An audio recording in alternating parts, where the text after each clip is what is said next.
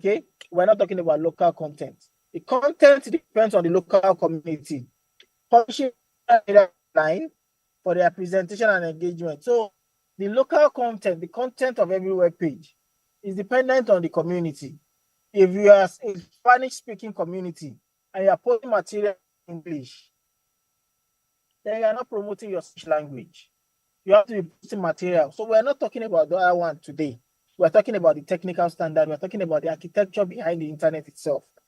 Then one of the critical things, okay, when we are talking about domain, before I get to that, we've understood that English is not the most widely spoken. And as you can see, the internet has a future. The future of the internet, if you look at the diagram clearly, you will see that where you have all these spaces, this is where people are living, but less people are using the internet. And as you can see, Africa has the most white cities. And that is why the next global internet users are supposed to come from Africa, because it's where people that are not yet connected to the internet, majority not yet connected to the internet. And in order for them to connect to the internet, we need to ensure that the internet speaks their language. So in terms of local content, when you are posting, it's better you post in the local language so that local people will be able to read. Because when you see somebody that speaks your language, for those of you that have gone abroad, when you are abroad, that you are in another man's land, if you hear somebody speak your language, you will look twice at who is this person, because there is that affinity of you are in a community whereby you have very few people speaking your language. If you hear somebody speak your language, you would look at, oh, who is this person speaking my language? And if there is a problem, you will want to ask that person, oh, how can I solve this problem? Because you feel this person is my brother or this person is my sister because you speak the same language. That's the same thing with the internet. If you feel that the internet is not speaking your language, then you feel that the internet does not belong to us. And that is why local content is important. And like I said, I'm not going to dwell so much about local content. Universal acceptance is not about local content. It's about the engineering structure behind it. So when you look at it, and let me start by explaining this, that during this presentation, I'm not majorly talking about languages, okay? Because, for example, there are some language that are written in English character, okay? They are written in English character. Those languages does not have a problem because they are written in A, B, C, D to Z, okay? So it is not about language per se. It is about what character that language is using to write. So if your language, for example, is written in A to Z, then that is not a problem. It still can be said it's in English, but it's not in English, but it's in English alphabet A to Z, okay? That is not much of a problem. But there are some languages that are not written in the usual English character, the usual ASCII character. Let me just say ASCII. Okay? And those is where the problem is. You can see, for example, the Japanese vowel, the way it looks like, okay? All these other languages, the way they look like, okay? They are not in those normal A, B, C, D characters, okay? And so language is a system of communication. Ordering string and words originates the meaning, and all these things matters. You need to put those strings together in order for it to have a meaning. So when we were doing computing, early computing started with what we call the ASCII. And what you do when you're doing computing is you convert from whatever it is to zeros and one. As you all know, computer only understands zeros and one. So if you have an A is converted into zeros and one. B2 is converted into zeros and ones, okay? But the computer only understands zeros and one, and you can only convert those A to Z. So computer functions, okay, work with numbers, not letters. So to produce each character, you need to have like a chart. that converts it. For example, A can be 0101. That's just an example. If A is 0101, okay, that is the way the computer is represented. And it is just the way the computer is represented. So the computer only understands zeros and ones, no other thing apart from zeros and ones. So every character, for example, A is represented by this zeros and one character, and B2 is represented. And we have them as in the early days, we use what we call the ASCII characters. And ASCII only consists of A to Z and 0 to 9. Those are the only ASCII characters. So for the computer, those numbers were only done for A to Z and 0 to 9. And that is what the computer was using. And that is the base of computing. It is just 0 to 1, A to Z, that the ASCII character could translate into zeros and ones. But as things goes on, okay, we started discovering that we don't write, even if we want to write in Mandarin, for example, now, or in the Japanese vowels. Look at these vowels now. How do you represent them? Okay, sometimes they represent them with English character, but that is not the original thing. So we now decided that rather than having ASCII, we want to have what we call the Unicode. So the Unicode is a technical standard that enables consistent usage of writing systems in computer system, of writing in systems. Around 150 characters, including emojis, are now being used when we're using Unicode. So Unicode can have all these characters, including those Japanese vowels, including all those ones, okay? All of them, they have been encoded in the Unicode, unlike ASCII that is just A to Z and 0 to 9. All the other ones. Now the issue is, when we now have Unicode, can we change the base of the computer? No, the base of the computer is still using ASCII. Now there needs to be a way of which you have to tell the computer that there are also other characters that are different from A to Z or 0 to 9. And we now said we need to know how to use Unicode. So for Unicode, they now started encoding it, encoding all those things so that the computer will be able to understand them. And they now came up with what we call the UTF-8 encoding system to represent the code, okay, to support many scripts across the world. Okay, it supports also ASCII as well. So you understand? So the base of the computer, or when we're talking about the internet, or when we're talking about what you have on the internet, is what we call the DNS, the domain name system. And before I explain DNS, let me explain how we get to DNS. For you to have a website, you need to have a domain name. Your domain name, for example, for Google is google.com. Google.com, as you know, is in A to Z, google.com. And remember, I said the computer does not understand 0 to Z. It only understands zeros and 1. So there is something behind that google.com, the domain name, which is in numbers. We call them numbers. So it's an IP address. So there is something on the computer that converts name to numbers and numbers back to name. I hope you understand what I'm saying. It converts name to numbers and numbers back to name. And that is what we call the DNS system.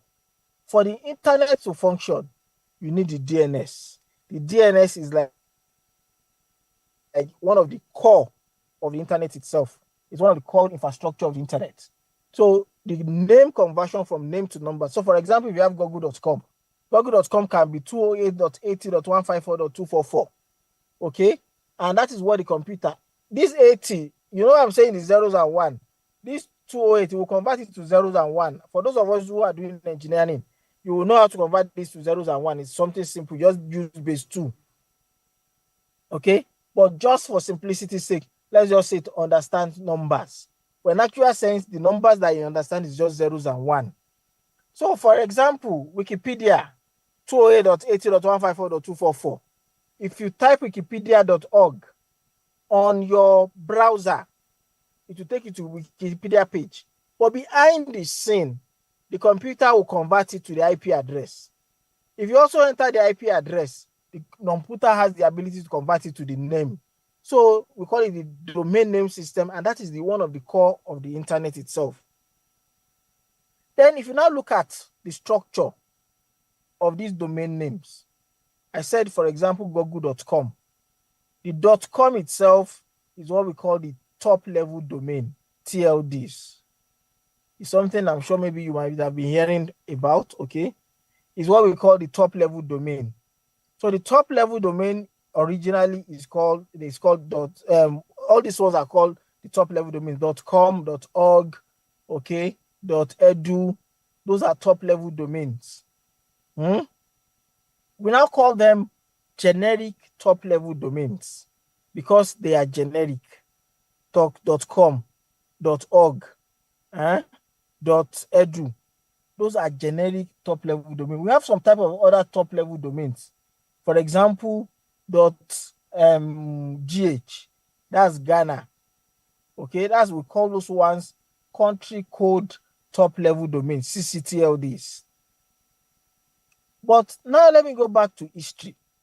When the internet first started, the internet was designed such that that top level domain can only take 3 characters. Anything above 3 characters, you cannot take it. .com, 3 characters. .edu, 3 characters. .org, 3 characters. That was how the internet was designed originally. Okay? Moving away from that top level domain, we have what we call the second level domain. So for example, if you have a university in Ghana, it can be University of Ghana. Okay, it can be, for example, something University of Ghana.gh. So the University of Ghana there is the second level domain. But I'm not going to go so much into that. Just know that we have the top level domains. And when you now want to create your own domain, for example, you have GHANASIG.com as an example. Once you have a domain, you can also create what we call the email address. Okay, so for example, if your domain is GHANASIG.com, then I can create an email to say Raymond@GHANASIG.com. So there will be a mailbox that stands before the @ That's Raymond. I know that is Raymond's mailbox. At GHANASIG, I know Raymond is part of GHANASIG. That means it's part of that domain. .com. Okay, and those are the things. We now felt that is the structure of the email addresses. For example, my email address is oloyedeabdulkarim@unilorin.edu.ng. Meaning, once you see that email, you know that I am part of University of Ilorin. University of Ilorin is the organization. .edu.ng. That is the top level domain. Okay. But as things evolved, and now let me also mention, there is one organization across the world that is in charge of domain names. So if you want to get a domain name, ICANN is the only organization that assigns domain names. But they don't do it directly. They do it through what we call the registrars. So they have the registrars and registry. That is also something maybe you might have been hearing about, but it's a discussion for another day. So they do it through the registrars in terms of the domain names. So we have the top level domain, okay, TLDs, like I mentioned earlier, that are 3 characters. But as things move on, they now say, why are we restricting ourselves to 3 letters? Why can't we have more than 3 letters? And they now started having something like .help, okay, .airport, that are more than 3 letters. Now you now have domain names that are longer than 3 characters because ICANN approved it. What we are now saying is, all these things we're saying is only in ASCII character, .help, okay? But we are saying we don't want it just in ASCII characters. We also want it to be used in Mandarin language, for example, in the Japanese language, for example, those characters that I was talking about earlier, that we want to have domain names in those characters, because those people that uses it, they'll be able to have a feeling that the internet belongs to them. So I hope you understand. And that is how things has now evolved. That we're now saying, and that is what led us to universal acceptance. Meaning we want our domain names to be in any character. You can see that I didn't say in any language, in any character. Any character that you want to use. Once you have the character, you put the character together, they form a language. So it's character that forms language. Any character at all. Is it in the Japanese? Is it in the whatever it is? Is it in English? Or is it in your language that has a dot underneath the E or whatever it is? And that is how things are now involved. So we now said email address internationalization also is for you to be able to have a domain name that is internationalized, and at the same time you'll be able to have an email address that it is. There are some language, I don't know, for those of you that know Arabic, Arabic is even worse. Conventionally, we write from left to right. Arabic writes from right to left. So we want to tell the computer that if I'm writing in Arabic, for example, the computer should be able to understand that I am writing from right to left, not from left to right. And things like that. And that is what we taught about universal acceptance. And like I said earlier on, the domain name system is actually only in ASCII character.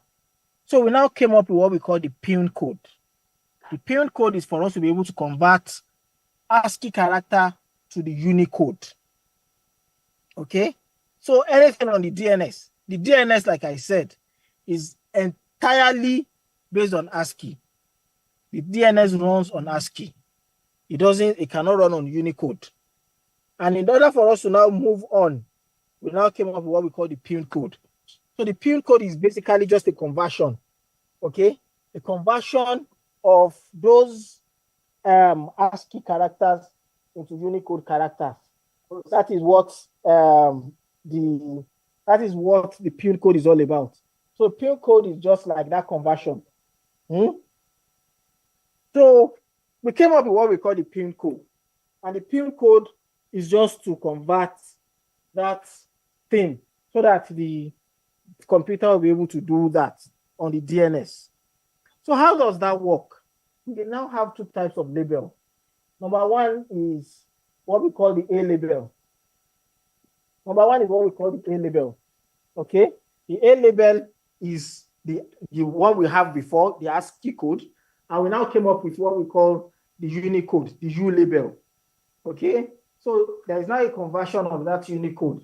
And that is what we now came up with. In order for us, for the DNS to be able to use both ASCII and Unicode. Now that is being done, okay, internationalized domain names.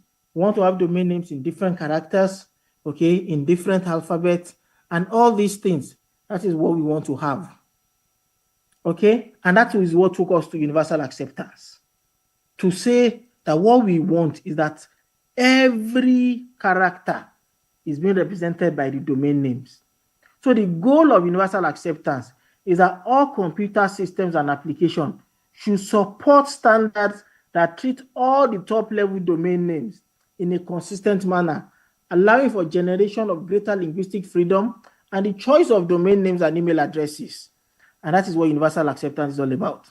And universal acceptance, there is what we call the Universal Acceptance Steering Group that came out of ICANN that started in 2015, leading this campaign to say that we want our domain names to be in any character so that people will have that understanding that we own the internet, like you mentioned when we started this this session, that for everybody to feel a feeling, to have that feelings that we own the internet, just like you mentioned, then the internet must be able to speak my language. The internet must be able to do everything in my characters.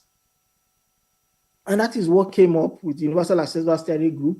So UASG is a community of global group of volunteers and contractors that work together to create research, we create code, application materials, and other tasks necessary to generate a meaningful change in this area. So we came together to now form the Universal Acceptance Steering Group. I must tell you, the Universal Acceptance Steering Group is going through some kind of reform at this moment. Okay, ICANN itself, because USG is under ICANN, and ICANN felt there is a need to reorganize this organization. So if you're looking at it now, in terms of what we are doing, it is still what we're going to be doing. But in terms of leadership, in terms of the political structure, everything is changing gradually. So some key reasons why universal acceptance is important: compliance with contemporary technical standards, freedom of choice, okay? And all these things, that is why it is important, prevention of customers. And one thing you might be asking me that why is this important? This is very, very important, especially in what we call the digital economy, the global community.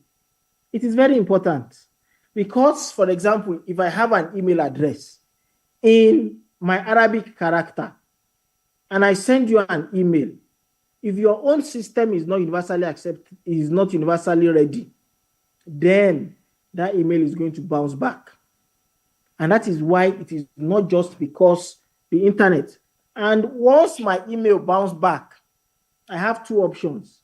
It's either I go and create another email address, okay, or I decide to say, you know what, I'm not sending this person email again.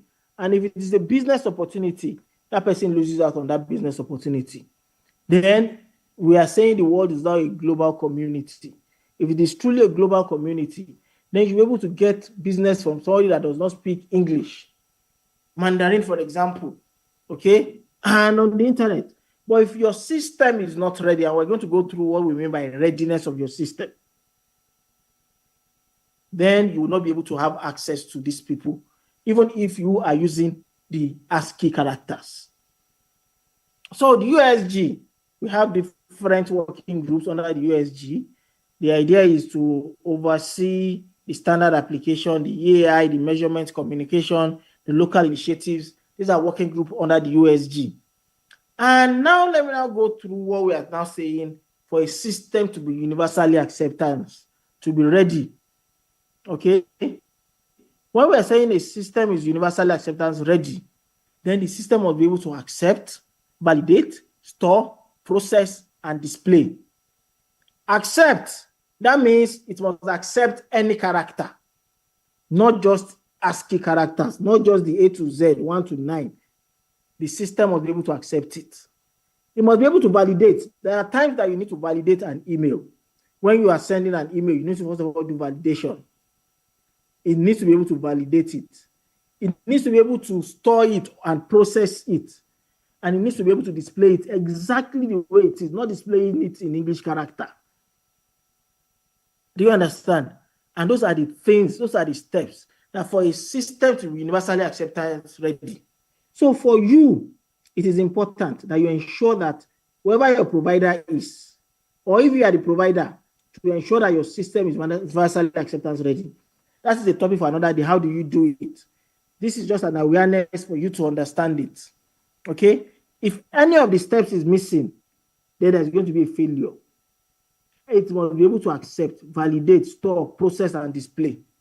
For example, this is an Arabic email address. If you enter it into a mailing list now, it might give you this, please enter a valid email address. But this is a valid email address. But the fact that it's written in Arabic, the system is saying it is not valid. But it's actually a valid email address.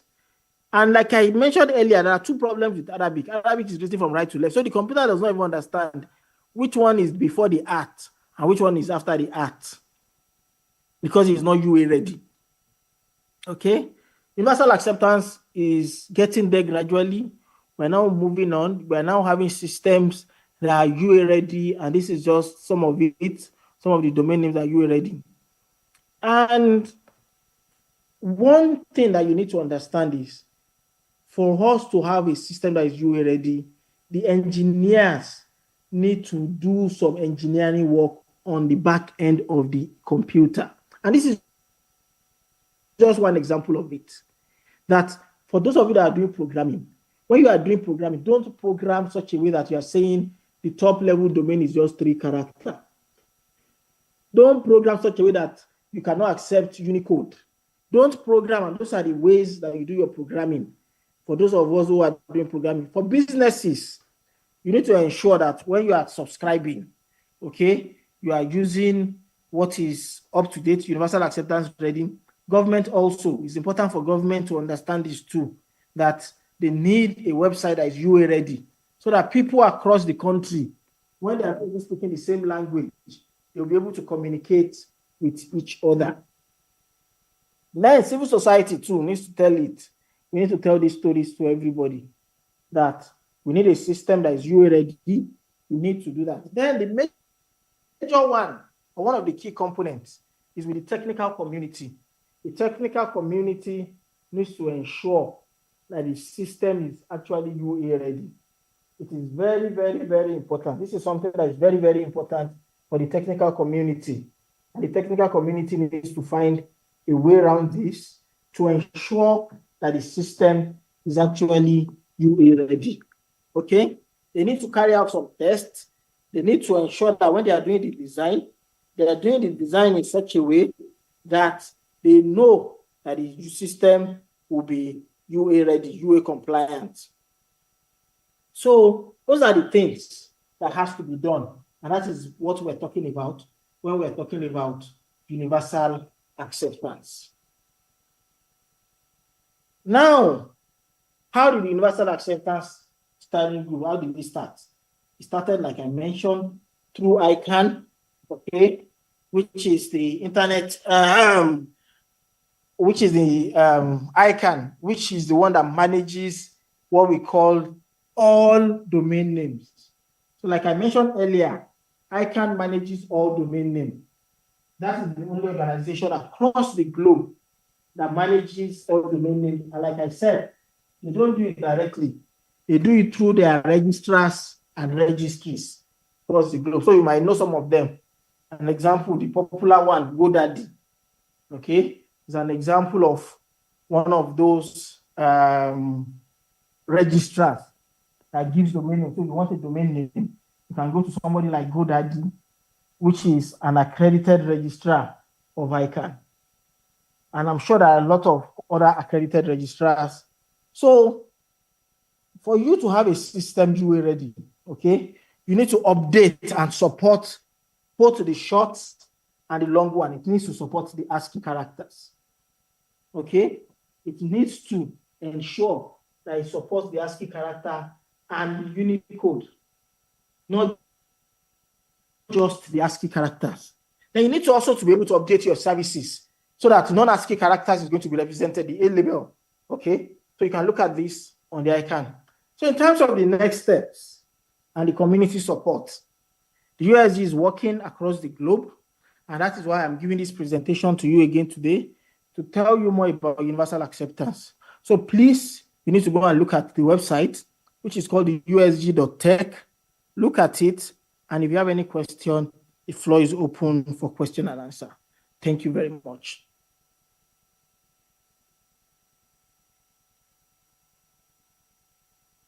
So this is the end of my presentation. Now we go to question and answer.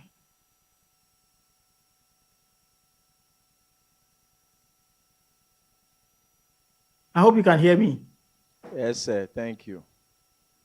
Okay. Thank you for your presentation. Please, I would like to see the slide before the last slide. There's some information I was speaking from there. This one? Yes, please. Okay. Thank you.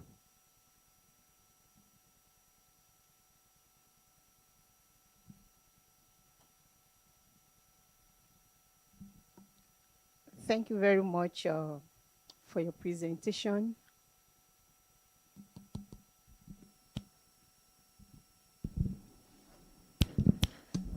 Thank you very much for your presentation. As we will say it back home, Eshe Pupo.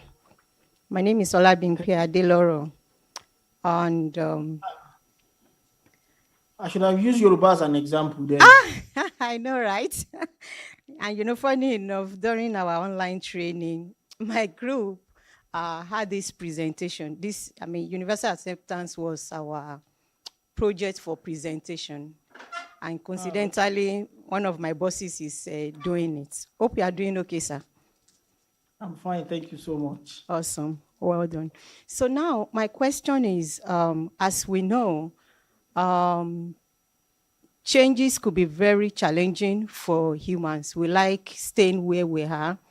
And one of the challenges we have with being UA ready is not with the end users, it's usually with the technical people. So is there anything that you guys are doing at your end to, I don't know if it would be right to use that word, impose being UA ready on technical people, governments, and others involved to assist the end users? Because as an end user, my own is to just put my domain name, to put my email, that's all I know. So whatever goes behind the scene is none of my business. So, but these ones that should help me are most time not willing to yield. They just want to stay where they've always been. So is there anything being done from your end as a community to assist the end users, kind of imposing the right thing on them? Thank you for that wonderful question. Yes, and that is one of the things I'm doing today. We are taking advocacy not just to end users, but to the technical community.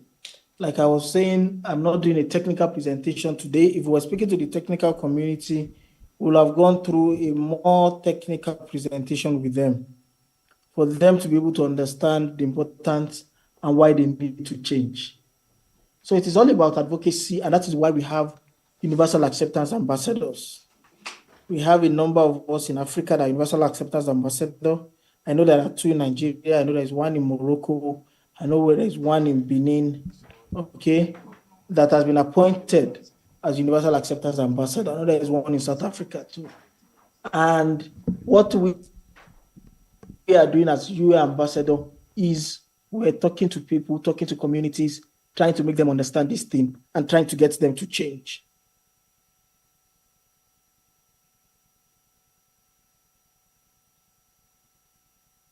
So do we have any other question? I hope I've been able to answer your question. Yes, please. There's another question. Thank you very much, Doc. I actually placed this on the online platform, so I wanted to know how can outdated email validation systems, like those shown in your, I think, in one of your slides, the JavaScript example, that it can be systematically addressed across African digital platforms to ensure UE compliance. So it's already, the question is on the page as well. Yeah. Like I said, it has to be done by the technical community. Then if an email is not UA ready, there are some things that has to be done. It is about the programming, and it depends on the language the programmer has used. Okay, so they will go back to the programming language and edit some things behind, and that is the only way it can be done.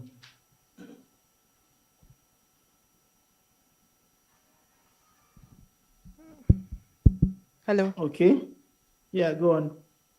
Okay, thank you for the presentation. So I'm aware and I have a question.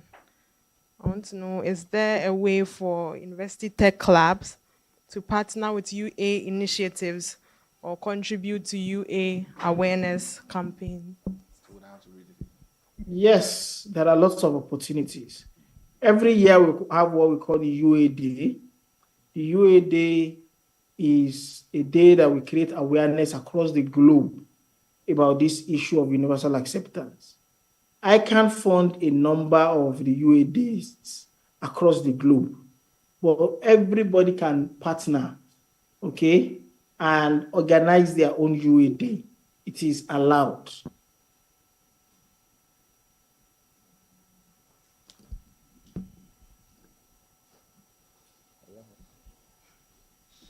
Is there any other question? Doc, please, there's a question online.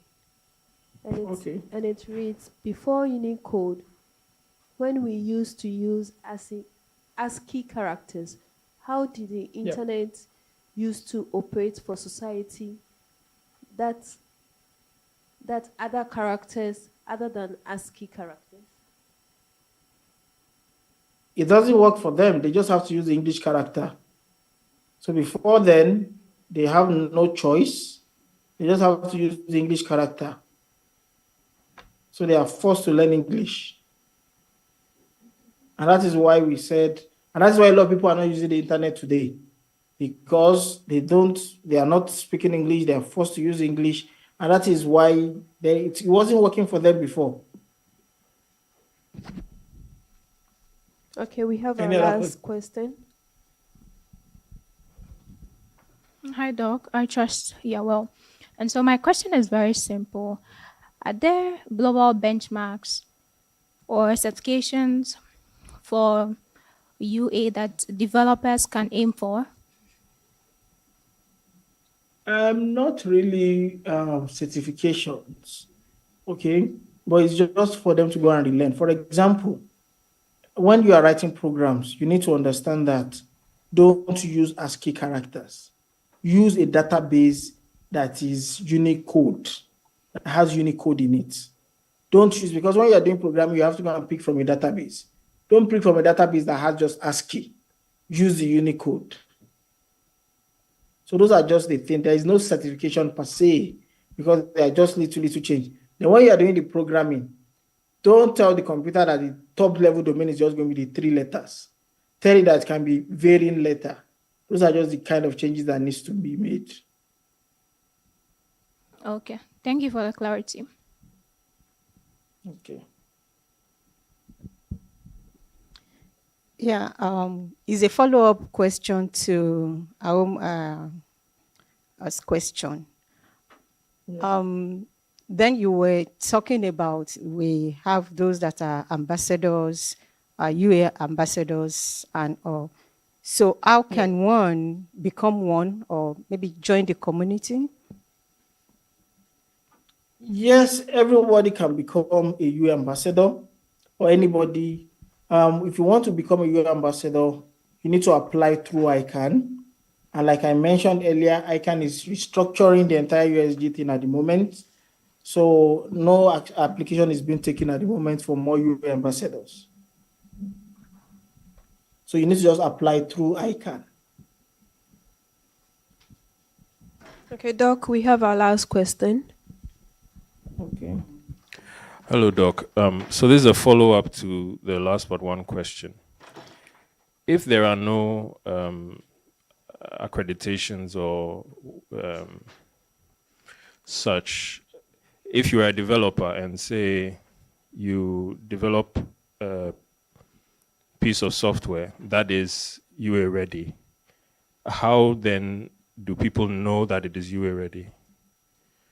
Are there no badges so that you can put on to signify or show? Yep. Yes, there is none. Okay. But the way you know is by testing it. So if you go onto the USG website, there is a test you can do. If you put your email address there, it will be able to tell you if your email address is UA ready. If you go to usg.tech/test, you'll be able to test that your website is actually UA ready or not, or your email address. Your email address actually that is checking for.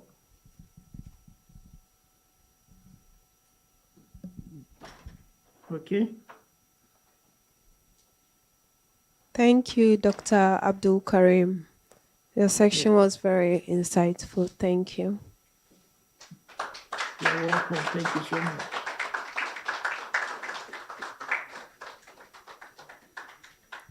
So in 2 minutes, can somebody round up what Dr. Abdul Karim said? Sorry, before you round up, let me just say thank you so much for listening. And I hope to meet you guys one way or the other in future. Thank you. Thank you too.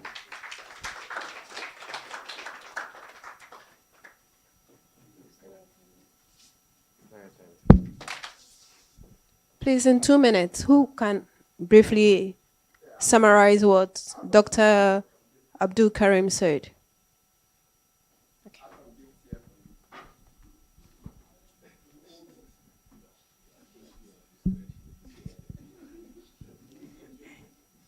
Yeah, for me, I think I would call it's from an angle of problem to solution.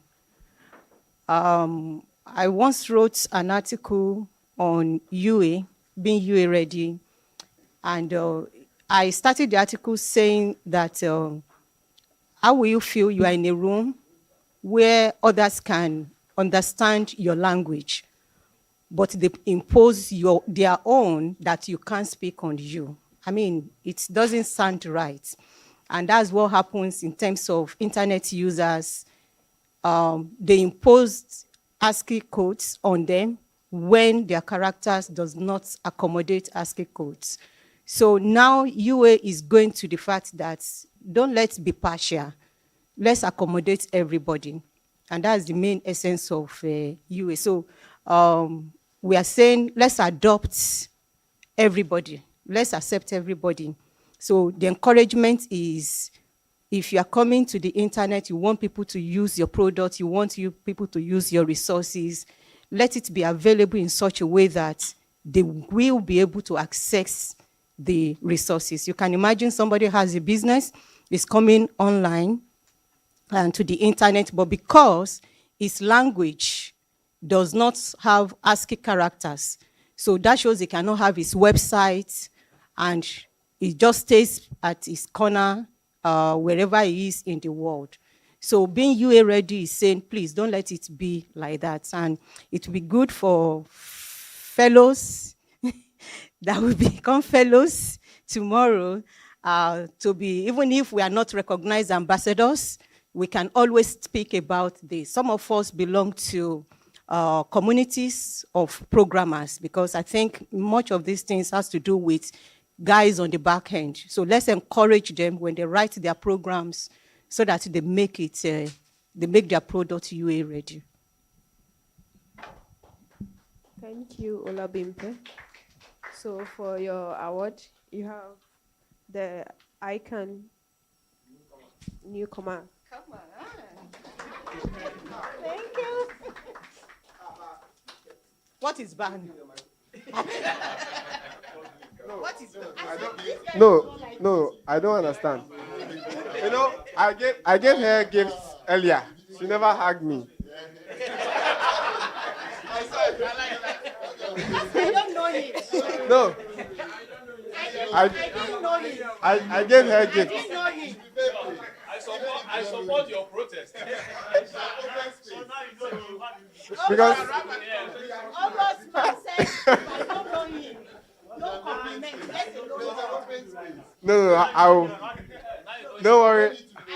I don't know him. I'll find my way to you again, so I can get a hug.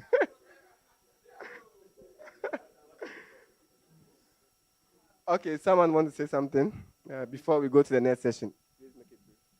All right. I think when Doc started the presentation, he brought a statistic up on the most spoken language, and in the list, the topmost is Mandarin. No, it was Mandarin. Is that? Yes, it was Mandarin. So Spanish was second, but upon making a research right now, I saw English. So yeah, as the most, yeah, as the first. So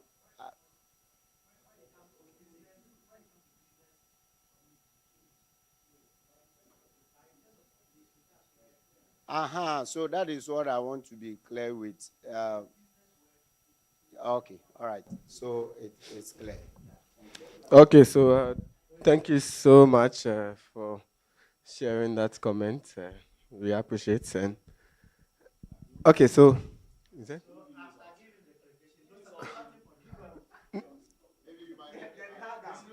No, no, no. No. Don't worry, don't worry. You know,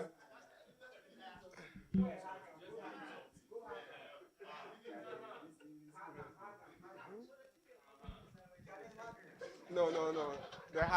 His hug will not be as usual. Okay, so let's quickly just move to that. Just by the way, thank you so much for your active participation. So let's quickly move to the next session, and I think that is the last session for today. We have our very own big boss, Mr. Emmanuel Gadasu, who is the VP IT and Innovations for IGICFA, and he's also known as Mr. Privacy, who happens also to be my mentor when it comes to data protection and privacy. He led me to become the latest certified data protection officer. So, he's one of our big men. So please help me welcome. Yeah, and he also happens also to be a fellow, like you are now. Oh, please, let's keep clapping. Okay, so I'll hand over to you now, Mr. Gadasu. Thank you. Yes, and he's also now part of the Ghana, I can't mention the full one, but he's our big boss. He will tell you more. All right, thank you.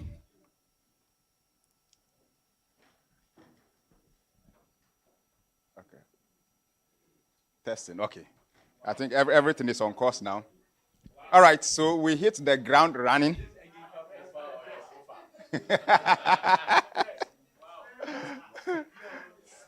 I think right now, I'm standing in the shoes of Egikfa. Hey, Charlie, where is your? Oh, don't worry. You will have the slides. Mr. Operator, which direction is your? No, I think it's connecting there.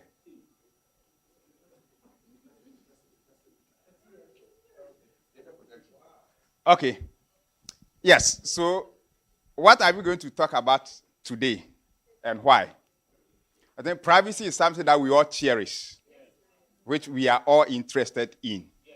All right. It will interest you to know that privacy started right from the Garden of Eden. Okay. And I'll prove to you with biblical quotations. All right, as we journey along.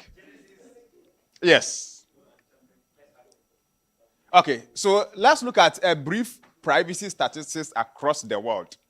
What the various organizations that you know are into deep research. So, for example, if Gartner is telling you about something, if Pew Research Center is telling you about something, then know that these are very serious things that we need to take very good care of. Okay, so basically, globally, nothing is saying that about 85% of global adults want to do more to protect their online privacy. All right. Of course, 45% of Americans have had their personal information compromised by a data breach in the last 5 years. Okay, and these are very startling revelations when you look across. All right, what is Pew saying? It says 61% of users agree that privacy policies are ineffective. Then lastly, Cisco is saying 47% of adults across 12 countries have stopped relationship with companies over data privacy policies. And this is very serious. So if people are going to stop using your product or service because of the policies that you have, thinking it is inefficient or it doesn't address their needs, they know that there's something that we need to critically look at. All right. Okay. Yes, you saw this image yesterday. Yes, when Dr. Ken was presenting. Of course, in 60 seconds, you are generating these huge volumes of data. Now, maybe minimum, the gadget you have here will be 2. Minimum, the digital devices that you have will be 2. Some phones are multiple. Now, at a point, I carry about 7 phones. 7. because of what I do, you understand? All right, because from a developer's perspective, I have to test on different devices and all others. Okay, so I have 7 phones, and these are all generating data connected in real time. So you can imagine. Now the minimum you have is 2, and we are generating concurrent data. So there are huge volumes of data you are generating, you alone. All right. Many people have had multiple devices, yes. As we increasingly conduct our day-to-day lives online and using technologies, it often means we are sharing our personal information, which can put us at a risk. At any point in time, your location is being shared, your email, your phone number. These are the basic words, exchanges that we give out. And these are the identifying information also about us. So today we are going to talk about how to protect that information. Because it's all about you. I think, was it yesterday in the morning when I came, I was just like, almost everybody was glued to their phone. The person closest to you, you are not smiling with that person, but you are smiling on what? Comments that you don't even know where the person is. That is how far we have all come to. The least moment, everybody will pick up their phone. Standing by the trotro station waiting for a car, you will be on your phone. In church, you will be on your phone. Eating. Even spouses lie on bed. Everybody is, you are smiling with somebody you don't know. But the very person close to you, you are far away. But well, so the goal of this presentation is to help us know more about our privacy rights and how the government and businesses have the responsibility to protect that information about us. All right. Now, data protection in a nutshell. Everyone has a fundamental right to privacy that is guaranteed by a law or a set of laws.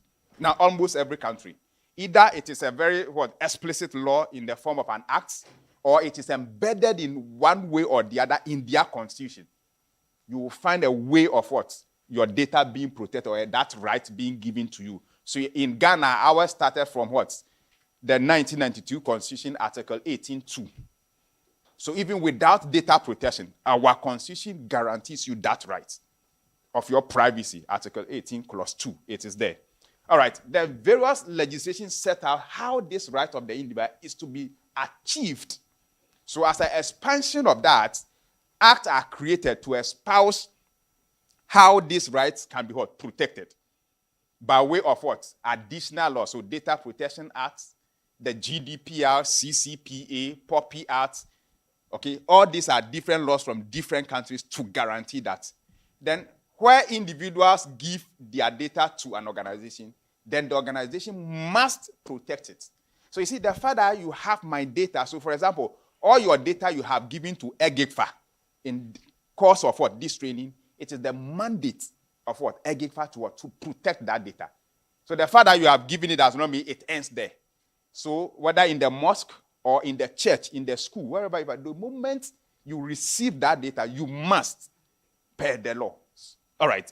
Then enforcement of the law is overseen by the various supervisory authorities in their respective jurisdiction. So every country also have an authority created to just foresee that. So for example, Ghana, we have the Data Protection Commission, and their mandate is only one: to protect the privacy of the Ghanaian citizen. That's all.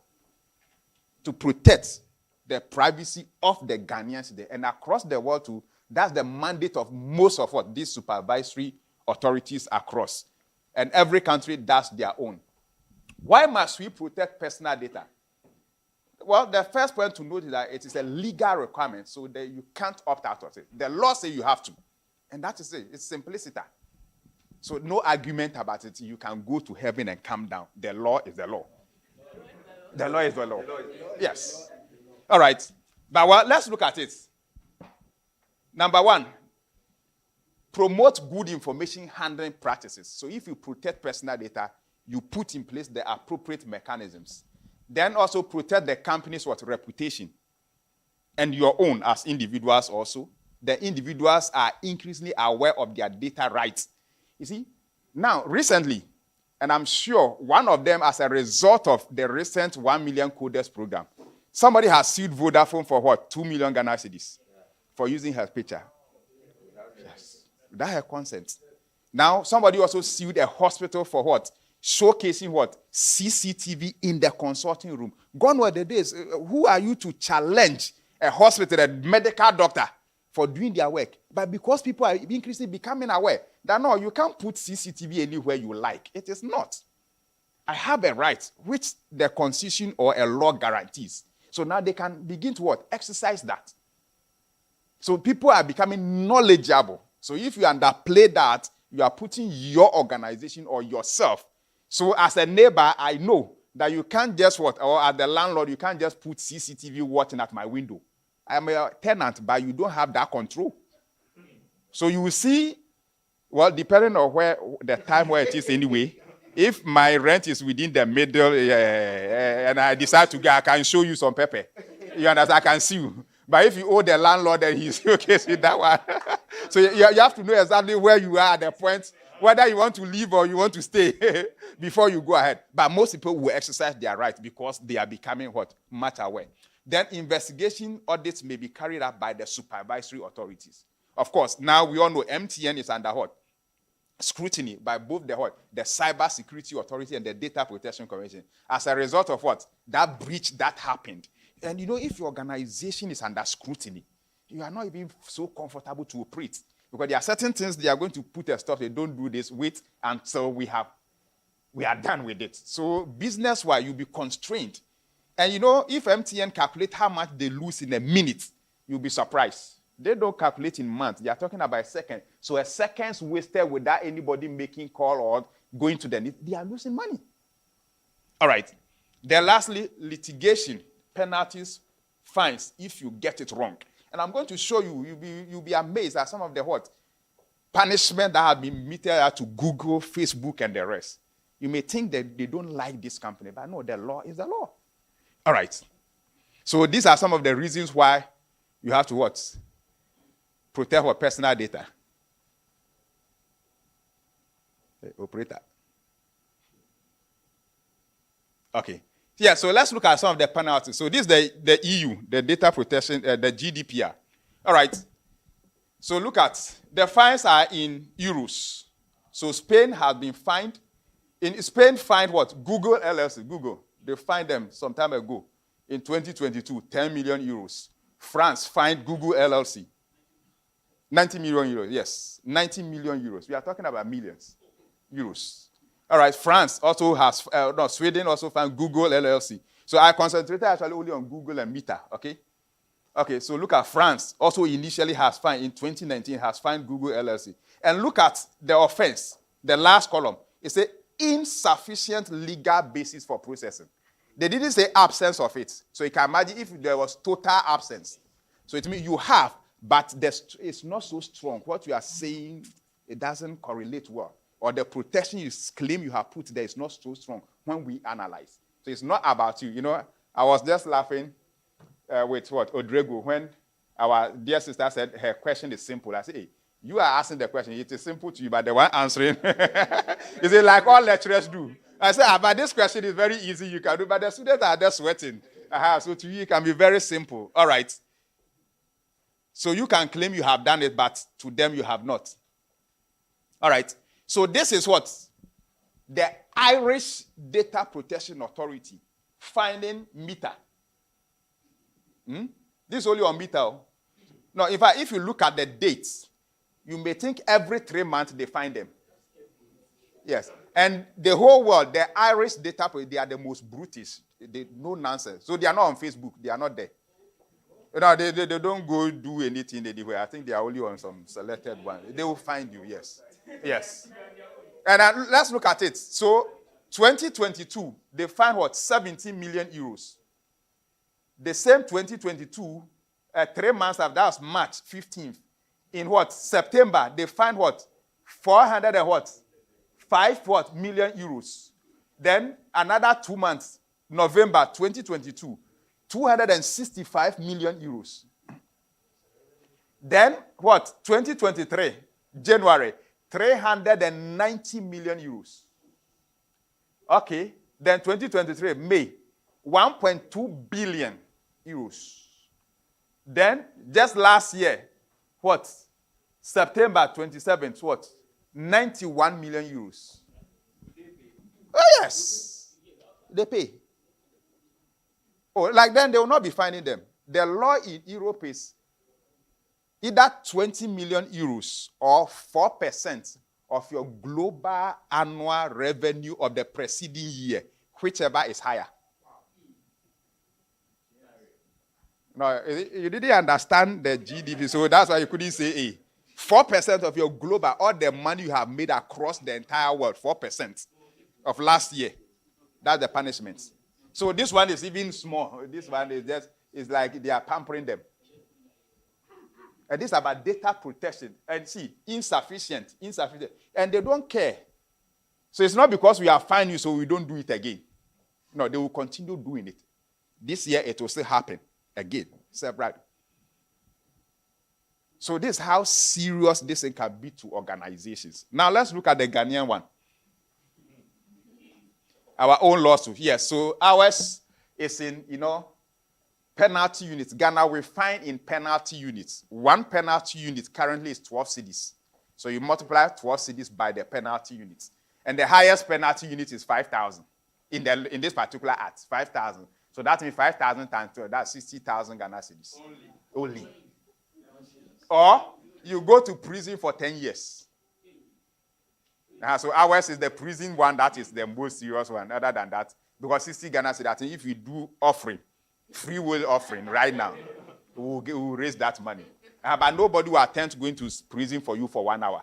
We can sacrifice our lunch, our lorry. I can walk home and sacrifice my lorry fare for you, but Charlie, prison there, nobody will go. All right, but so what are some of the offenses? The last but two, it says sale of personal data. When you sell personal data, so EGIFA, we have, collected your data and we decide to sell it. Not as an institution, but maybe an individual. Maybe IT, I will have access to this information. Somebody wants to organize some program and I give it. And they give me 1 CD or they buy data for me. The interpretation of the law, you have sold it. So you are the LSRC President Association. An organization can give us your student data that you have every year. They give you 1 gig of data. You have sold it. And conditional. Let me explain that one. The middle one. Conditional request for personal data before providing goods or services. In fact, we're looking for one organization, pizza, selling this in this Legon. If you buy pizza, they say they want your phone number before. What has pizza buying got to do with what? Phone number.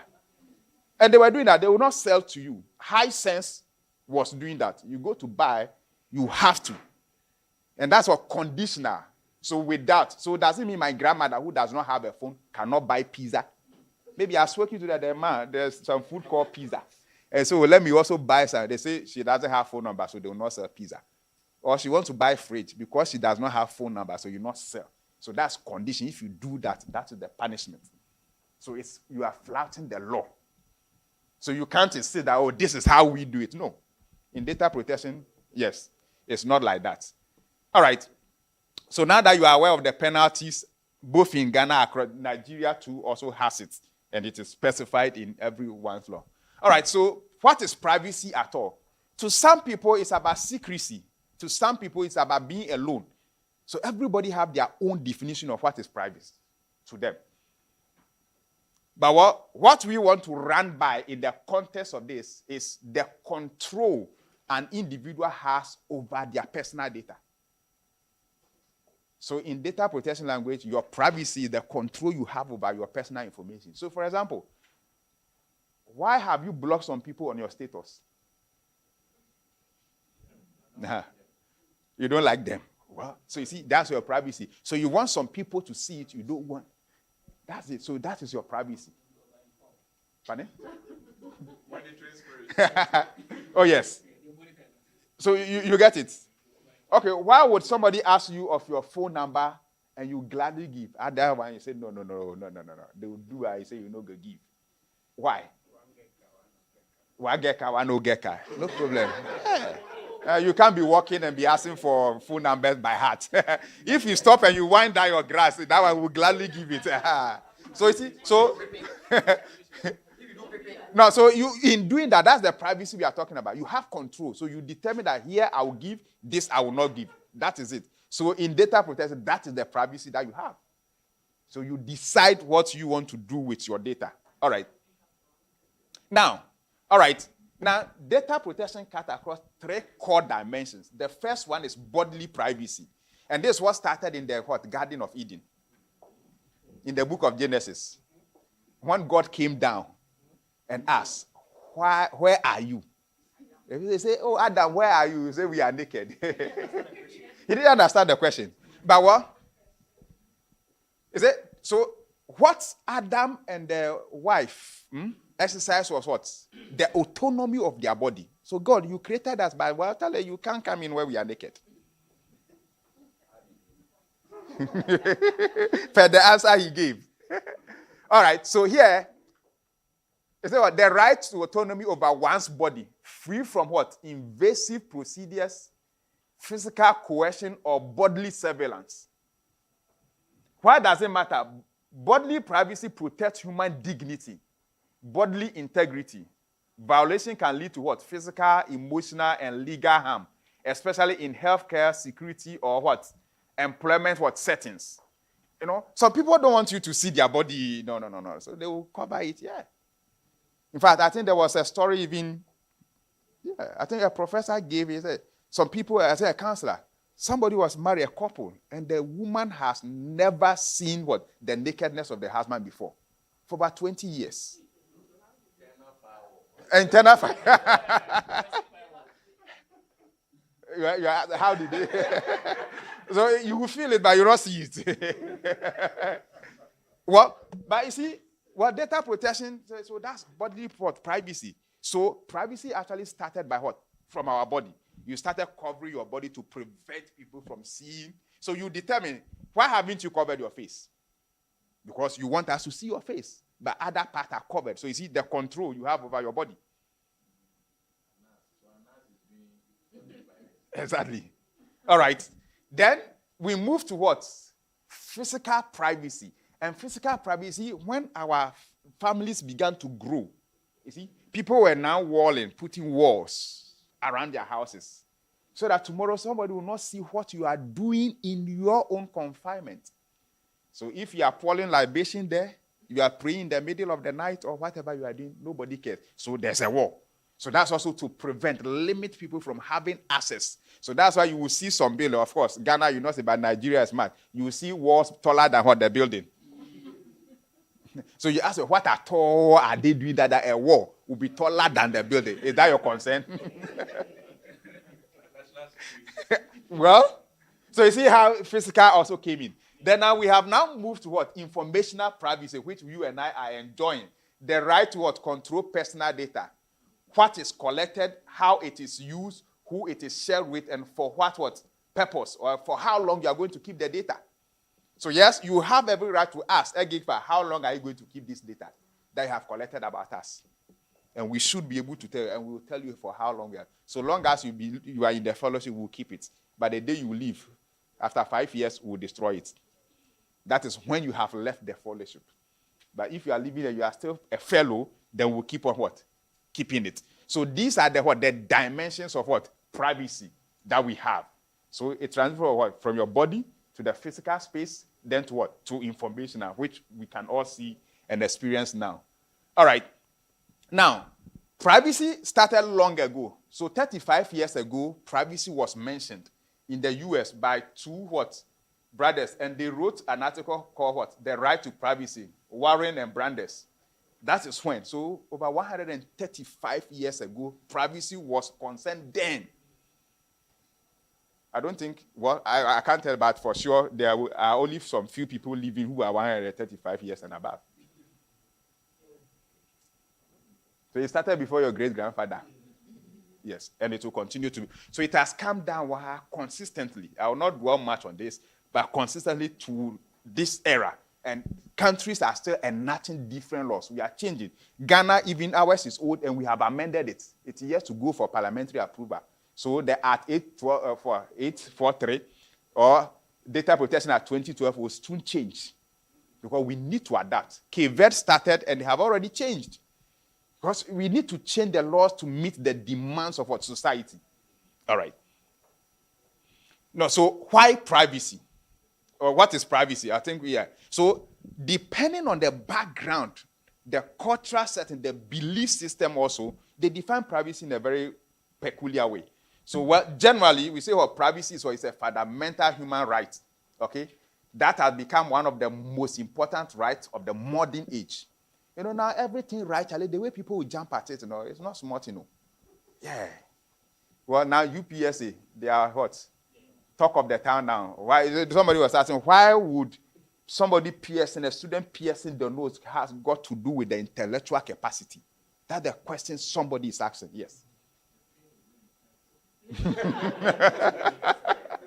But that's the question somebody is asking. Because they are fighting for the right of the students. Well, okay. And generally, too, we have two types of rights. We have the absolute right and we have the qualified right. Absolute right, for example, the right to life. That one is unquestionable. You don't need to do anything to merit it. So long as you are a living being, then you are entitled to it. So, for example, the right to life. You can't determine that somebody's face is like VW, so he must not live. No, you can't determine that. So long as the person is a living person, they have the right to life. But rights, like for example, before you can, our constitution is not up to what? I don't think the constitution is up to 200 pages. But every day we are interpreting it. Every day we go to a sentence. That even you are clear, doc, you see that clearly your child even in class 5 understand that word. But lawyers will tell you they are going to what? Supreme Court for what? Interpretation. All right, so you see, in Ghana, for example, yes, it is only Ghanaian citizens that can take such matters to the Supreme Court for interpretation. As a foreigner, you can enjoy every other right. But to go to the Supreme Court and say they should interpret it, you have to be a Ghanaian citizen. So that's a qualified right. Certain conditions must be met. All right. Now, the United States sees what? Privacy as what? It says privacy is the right to be left alone. So that's the perspective from the what? The American perspective. In the UK, they say the right of an individual to be what? Protected against intrusion into his life, personal life, or affairs by what? Direct what? Physical means or by what? Publication of what? Information. In Australia, they also see what? Privacy what? Is a basic human right and the reasonable expectation of every person. Well, so if you put all this in together, we'll still arrive at what? The privacy is the individual's what? Right to what? Control the information, whether physical or whatever belief system he or she has. All right. Okay. Now, why privacy matters? Now, there are some key things, okay? Privacy is a limit on what? Government power, as well as the power of what? Private sector companies. It puts a limit on what people can do with your information or what they can do with you or about you. So it limits them so that they don't cross certain boundaries. Without privacy, hey, everything will be available for everybody. Why is it that your salary, you have not posted it on your status to say, Charlie, me, I chop big money? Or I chop small money. Is it? Okay, so that's one. Okay, if you are chopping big money, all eyes will be on you. Every family thing you will sponsor. All right, if you are chopping small money to what? You'll not be considered. So you see, so you limit all these people, agencies, individuals, about how much intrusive they will be to you. So your privacy limits people's power on you. So the more information people have about you, the more control they have about you. So those of us that every single thing you tell people, you put on your status, you are going here, you are from here, you are moving to this place. Well, the one that most Ghanaians do, the moment they travel outside the country, hey, status. Facebook was live here. That one they start chronicling what they are listening. All right. Then also what? Respect for individuals. Privacy is about respecting individuals. I don't want this. Don't show my picture. I will not don't share my phone number. It's about respect. I don't want. You don't know the reason why I say I don't want. All right. Then thirdly, reputation what? Management. It enables people to manage their reputation. You see, right now, let me bring this one to practical life. I'm a church person. I'm a church person. All right. And the more I used to get closer to my pastors and other things, deacons and the rest. But you see, as a matter of fact, times we are all human beings. But the moment you hear something small negative about them, when the person climbs the pulpit, no, look at this guy. So because of that, I don't, but you see, unfortunately, God can use a sinner no matter to affect you, to impact you. All right. So because I don't want those things to affect me, I don't get closer to pastors again. So that I can get the full benefit of when you climb the stair, the pulpit and you are preaching to me. So you see that, so this fine man has done this thing. He's a human. You see, we forget that one, that the person is a human. So what we are saying is that privacy, it's your reputation, because we don't know the other side of you. So we are judging you. Now we are all fine here in Clover here. But actually, if you get to see the other side, you may not even want to. So it helps maintain what? Your reputation. So the way people know you, because they don't know the other side. All right. Then what? Social boundaries. People establish boundaries from others in society. At times, it's not just because of religion, but see, without boundaries, everything will just be crouching in and be going in and out of you. All right. Then trust. In relationships, whether personal, professional, governmental, commercial, we depend upon what? Trusting the other party. Trust is something that without it, we can't move on in society. Why did our sister travel from Nigeria, all the places? Have you been to Ghana before? But you travel all the way. Whether we're going to kidnap you here, it's a fake thing. You didn't know. It's funny that she thought about it. Yes. What if? Yes. But you see, so she came based on trust. Yeah, it's the trust that you have. If it is broken, there's nothing you can do about it. And privacy brings out that trust in relationship that we have. All right. Then also what? Control over one's life. All right. You have the slide, and it's plenty, so we'll be rushing. But note your questions down. All right. Privacy also is a freedom of thought and speech. Well, you see, in our African context, at times I hear some politicians or people of authority, they do something or write something, I get angry. I can write, giddy, giddy, giddy. At times I can write about 1 page, 2 pages. Then I'll remember the internet does not forget. Then I'll just delete my post and then I'll go my way. You see, there's no freedom because, you see, people will use it against you. You understand? So, but freedom of thought, we are not able to express because you will either be quoted as NDC or NPP and it masks the whole thing. But maybe you are saying the truth. All right. Then freedom of what? Social and what? Political activities. Now, a lot of people are real politicians. But you see, where you are, your landlord is MPP. He has lost power. And you are going to hoist and be proclaiming Mahama 24-hour going.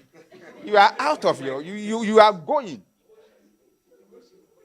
You get it? So privately, so when your landlord say this NDC government, or you allow them, well, let's see something. It's a lie. You can't go. But you see, so privacy, it will allow you to what? Live what? Peacefully with what? Your distance. Because they don't know which side you belong to. And it makes it safe for you. So they don't need to know your social boundaries. Okay, so I used to do this example. Right now, okay, if a Catholic priest, okay, put a handkerchief, white handkerchief here, tie it around this, and we'll be touching with Blessed Mary and we'll do the sign and cross. But if a Jagoraja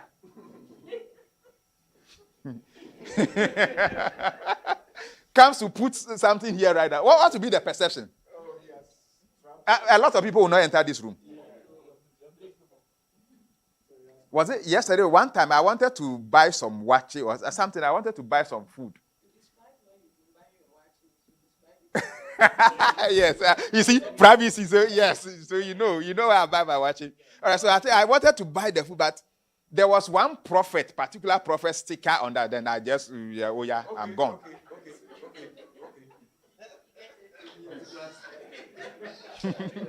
I didn't mention any name. I said, no. They will go and pour some things into their. They will go and pour something into their food and claiming they are doing some things. And so you see, perception. So that's what you are saying. So you see, private. he or she didn't expose that aspect, I would have gone in. But because that thing is exposed, so I said, no. This man, my spirit does not connect with him. So anything attached to it, I will not go near. And the Bluetooth is not pairing. All right. Then privacy also, lastly but not the least, ability to change and have second chances. You see, we believe, well, from where I come from, and I'm sure probably you too, we believe in second chances. God forgives sins. People change. You understand?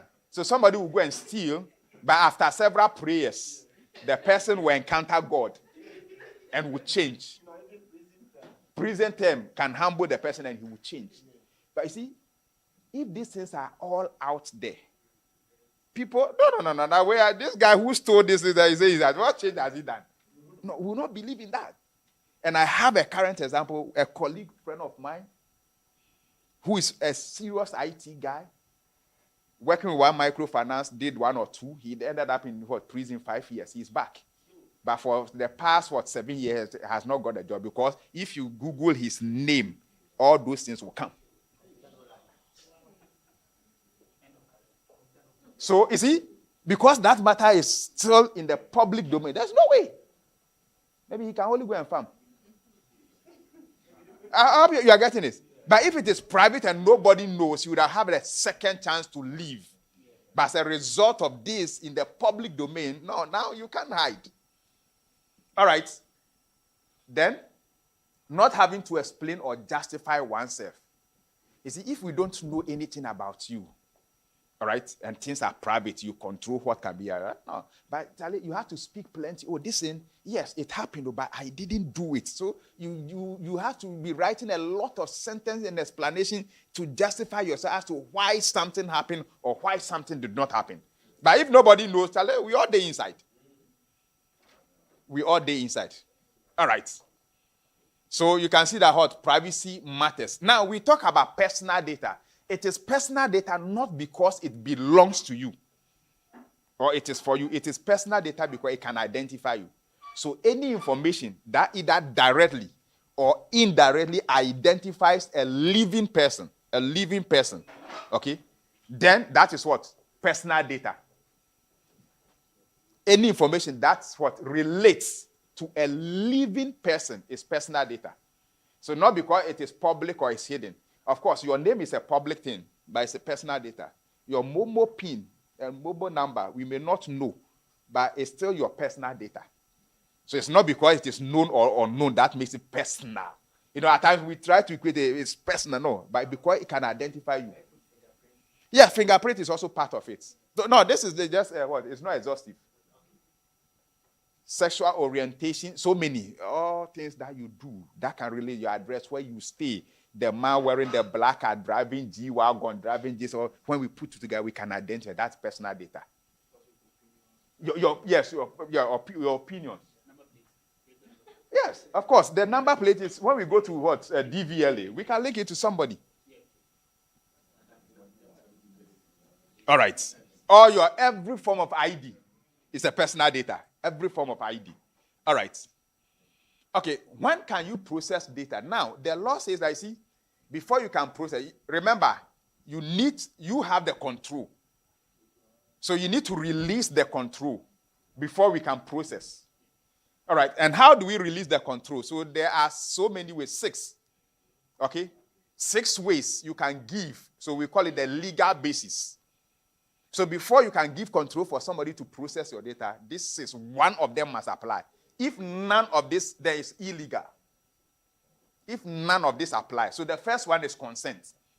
So I ask, can I have your number, please? He has withdrawn his consent. He has not given me, so I can't. But the moment I give her the phone, and, you know, ladies, how do the guys do? You just open it and give it to you. Then you start typing. Consent. They didn't force you. So you willingly, freely giving information. So when you freely give, so when the website and app asks you, and you type it yourself, and you press, I agree, send, that is consent. You freely, you are not what? Coerced into doing it. So that's one. When you have consented to giving them, then you have given the person the permission, the legal mandate to go ahead and process your data. Or the next one is what? Contracts. When you have contract with people, you are bound by that contract. There are elements of contracts. Okay, sure. Mm-hmm. Question. Okay. You pack them down. Normally, I would have, like, because of the time, I like it very interactive. This pressing one. Okay. Yes. Mm-hmm. From my background, when we Yes. talk about data, Yes. there is the stage of collection before we move to processing. Processing. Yes. So I will want you to clarify from both your personal perspective and then professional perspective. Because if I give, you ask me of my telephone number. Yes. It is I'm giving you my data. Yes. It's different from I'm giving you my consent to go ahead and process it for a second stage. Then later on, when we finish, I can now ask. Okay. Yes, I get where she's coming from very well. Okay. In data protection, when we say processing, so we always add this clause, processing in data protection. Because processing, if you leave it, it will mean different things. So processing in data protection means everything you do with data. Anything. Including, number one, when you even watch it with your eyes, 0244, we call it processing. When you let the people feel, you collect it, processing. When you are even destroying, you delete, you are processing. When you search, you are processing. When you arrange them in alphabetical order, you group them in country by country, it's all processing. So everything you do to data under data protection is what? Processing. All right. Okay. So the next one is what? Contracts. Necessary for the performance of a contract. So when you have contract to execute, okay, then it means you have given the person the mandate to process what? Your data. So for example, you sign a contract with what? An organization to use your picture for a billboard. Per the contract, they can process the data because you have a contract with them. So they'll go ahead and print the billboard and put it everywhere that they like. Or vital interest. Vital interest is what? In order to save the life of the individual. So vital interest is actually a medical term. Between life and death. So for example, in the unfortunate event that in your office somebody faints, okay? You don't know what is wrong with the person, but quickly HR goes to check their records. Oh, she is asthmatic. What do we do? What is associated with asthmatic people? They will have inhalers all around them. We'll check the purse, the car, the drawer, and everywhere. Then we get this inhaler, we give to her, and she's back to life. We have saved her life. But what it means that we have processed her what? Health information. Now everybody around will know this person was asthmatic. But we did that to save the person's life. So we have not violated the law. So long as we did it to save the person's life in that context, then we can go ahead. So if you have to process data to save somebody's life, you can go ahead because you want to save the person's life. Then the next one is what? Legal obligation, necessary for the compliance with legal obligation. So a typical example is this. No matter how much money you have in your account, how much money you want to withdraw or deposit, if you don't go with your Ghana card, what will the financial institution do? Will they give you your money? Why? So, Bank of Ghana has asked them to do that. That's all. So, it's that if they don't do, Bank of Ghana will fault them. And Bank of Ghana is Ghana. You get it? Because Ghanaians have given it the power to make that law. So, it's by what? Indirectly, it is a Ghanaian law. So, legal obligation, they are doing what the law requires them to do. So, for example, if you go to any guest house, okay, they would want what? Your Ghana card number, passport, and other things to register you. It is a law that mandates them to do that. So they are fulfilling their legal obligations. So that one you can't say you will not give it. Then public interest. We pray that we don't get there, but the COVID is still rising now. Okay. Since when, before COVID, if you are going to any country, is AIDS not deadlier than, it's not a killing disease? But how many countries ask you to do HIV test before you enter their country? That one, which is easy, tell you don't come and destroy our people and then you leave. Do you get it? But when COVID came, what happened? We're testing people before either they come into the country or they leave the country.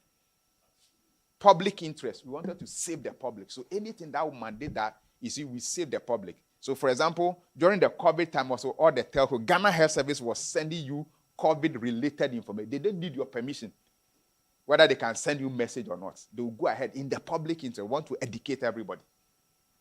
All right. Then the last one is what? Legitimate interest. Okay? Legitimate interest comes in two folds. In your legitimate interest and in the legitimate interest of the business. So number one, let's say your car is missing. You have 12 cars. One of them is missing. Then you are there, somebody calls you. And so, madam, I have seen your car on the Ebri Mountains. Then you get angry. Where did you get my number from? This number I have not used. Where did you get my number from? Then you are angry. Then the person, oh, you be there and be making that noise. Me, I'm just trying to help you. I saw your car somewhere. Me, I called DVLA and they gave me your number. You are here shouting. You see, how many people, I'm talking about a reasonable person will be angry. No reasonable person will be angry because it is in your interest. Yes. Because without that, no, thank you. You would rather even be thanking that person. Unless the person is an unreasonable person who will get angry. All right. So then, so that is in your legitimate. Now, in the business interest. Okay. Yes. Yes. Does DVLA have the right to give my contact number to an individual who calls and says, oh, he has found my car somewhere. I want to know the... No, DVLA has also considered your what? Interest. But I can go, what if the person is lying? No, so that's why so they would have asked of the car. They would have done maybe that day, okay. Because they did it, how did the person know that this is your car? He said that I have found this car number so and so here. And maybe evidence of a picture or something to DVLA. So they have done their due diligence before they went ahead. So DVLA would also have acted in your legitimate interest.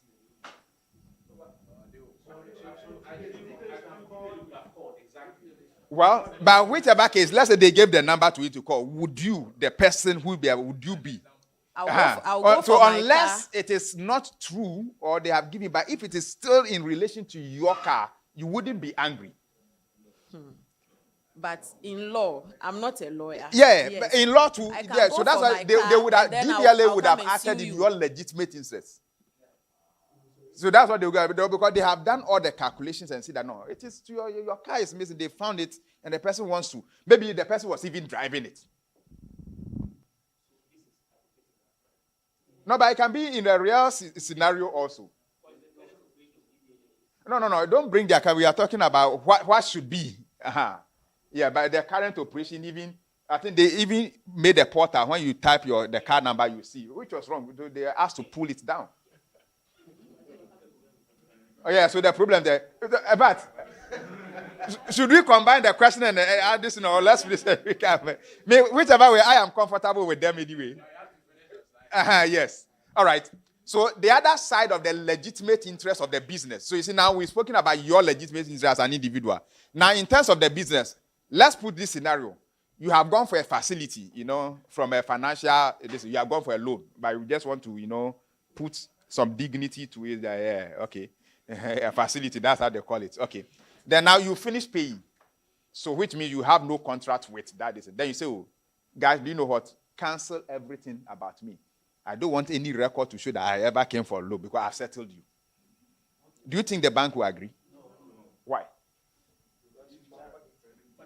Yes. So they will also act in their legitimate interests. So the legitimate, either it is in the interest of the data controller or your then it will fly. But in fact, even before you do that one is also contextual. Before you can arrive at that, there's something you call what? LIA, legitimate interest assessment. So there's a whole assessment you have to do before you arrive at that conclusion that it will be in their interest or it will be in your interest. All right. Okay. Now, under data protection, we call some aspect of data special categories, or you hear sensitive personal data. It's Ghana that uses special categories. All the other countries use what? Sensitive. All right. Then these are what? They say you should not process these ones. Why? The reason why they are special categories is that when processed, it can be used to either discriminate against individual or to form a biased opinion about people.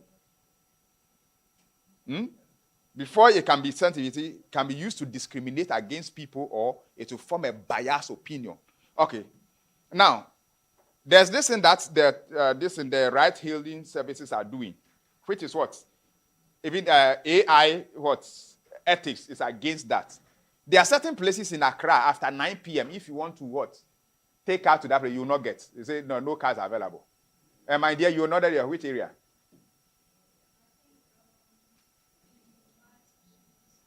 I didn't say it too. She said it. Why?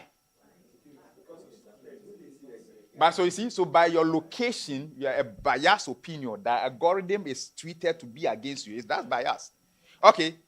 Devoid of whichever religion you are coming from. Just assume the next person sitting by you is a gay.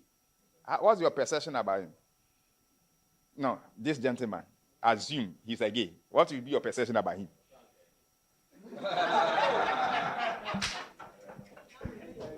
So you see, no, it will form a biased opinion. No. Don't mind this guy. Look at this TikTok gentleman here saying he's gay. Are you? No, that's the question. Is he okay? What do you mean? They will start asking, Charlie, don't you have some sister that will let him discipline him so that you know that? Yeah. No, so you see the biased opinion.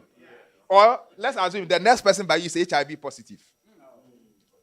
Do you know what you do? Let me describe what you do. You'll be there, I say, oh, I'm so tired. Let me just stand up. So you will stand here till we close.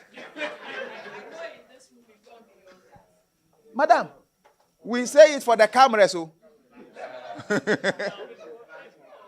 they will be sitting. They'll be sitting, but they are standing in their heart. Or you touch something and you would try and avoid touching it. So you see, those are the discrimination and bias opinion. So, for example, let's look at this category. So, ethnicity. Hello? Ethnicity is one of them. So, when people you know your ethnic origin and other things, they can form a bias opinion. And I'm a Votarian, and my surname Gadasu. My elder brother is at Nkoko. They were giving some scholarship. It was a political scholarship. He mentioned, he said Gadasu, so this guy is an NDC guy, forget about him.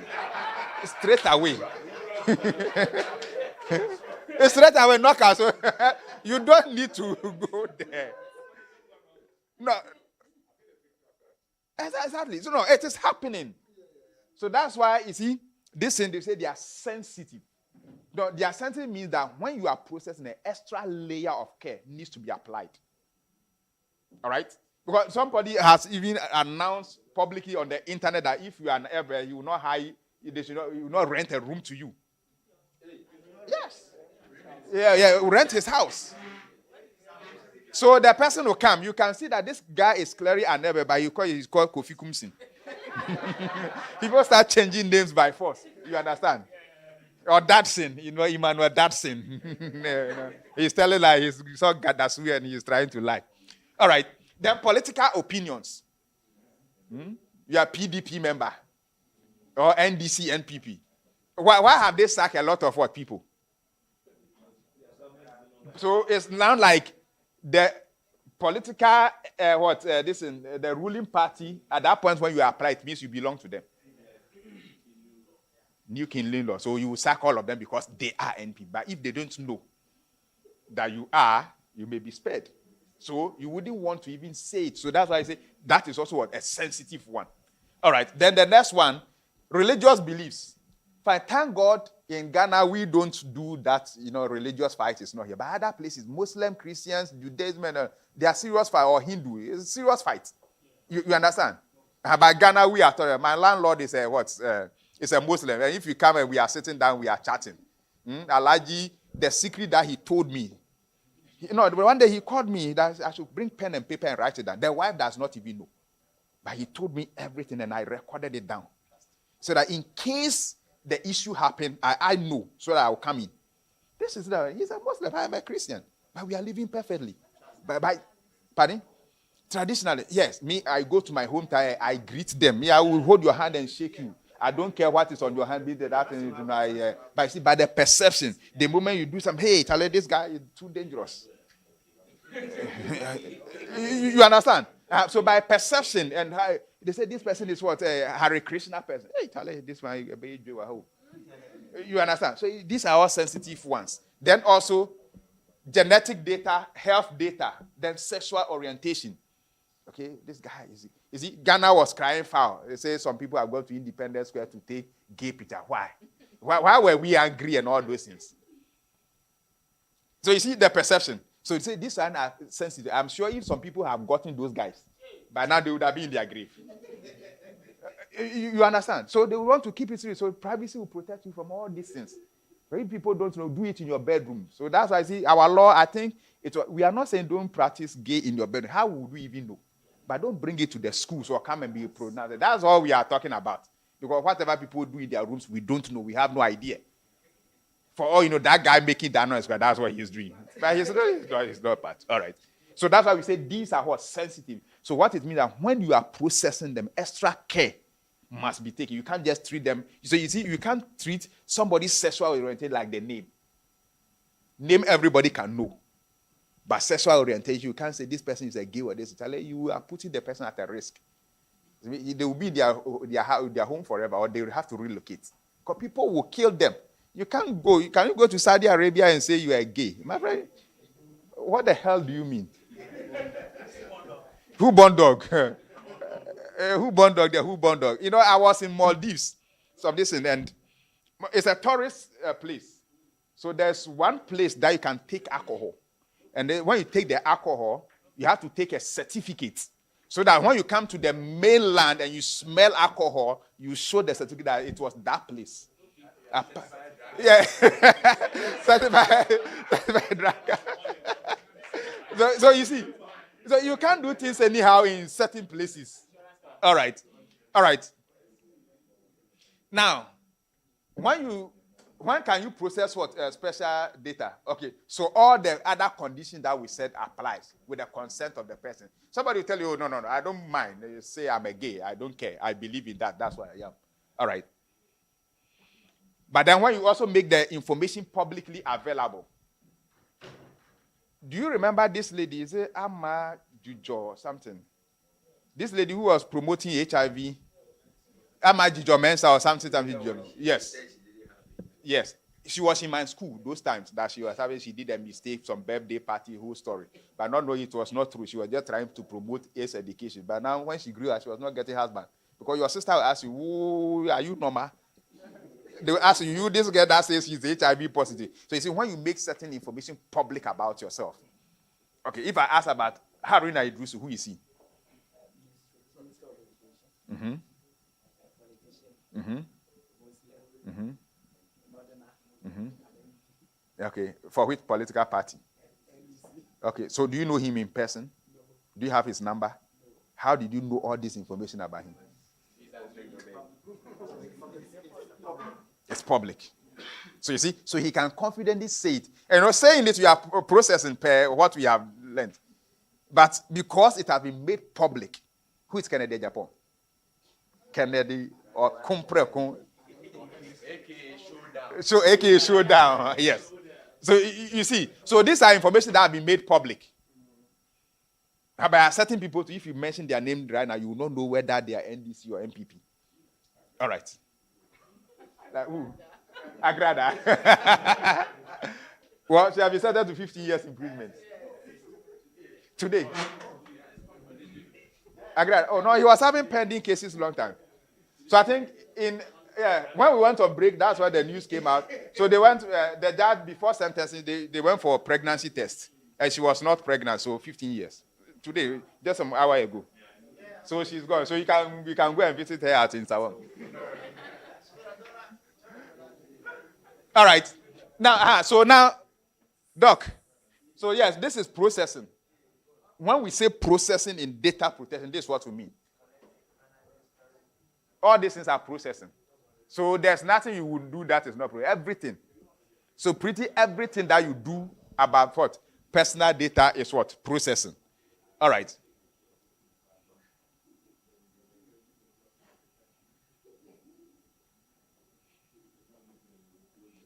Okay. Now, there are some few key definitions that we need to know when we are in the context of what? Data protection. Of course, when we're doing the accountings, now you understand the terminologies, right?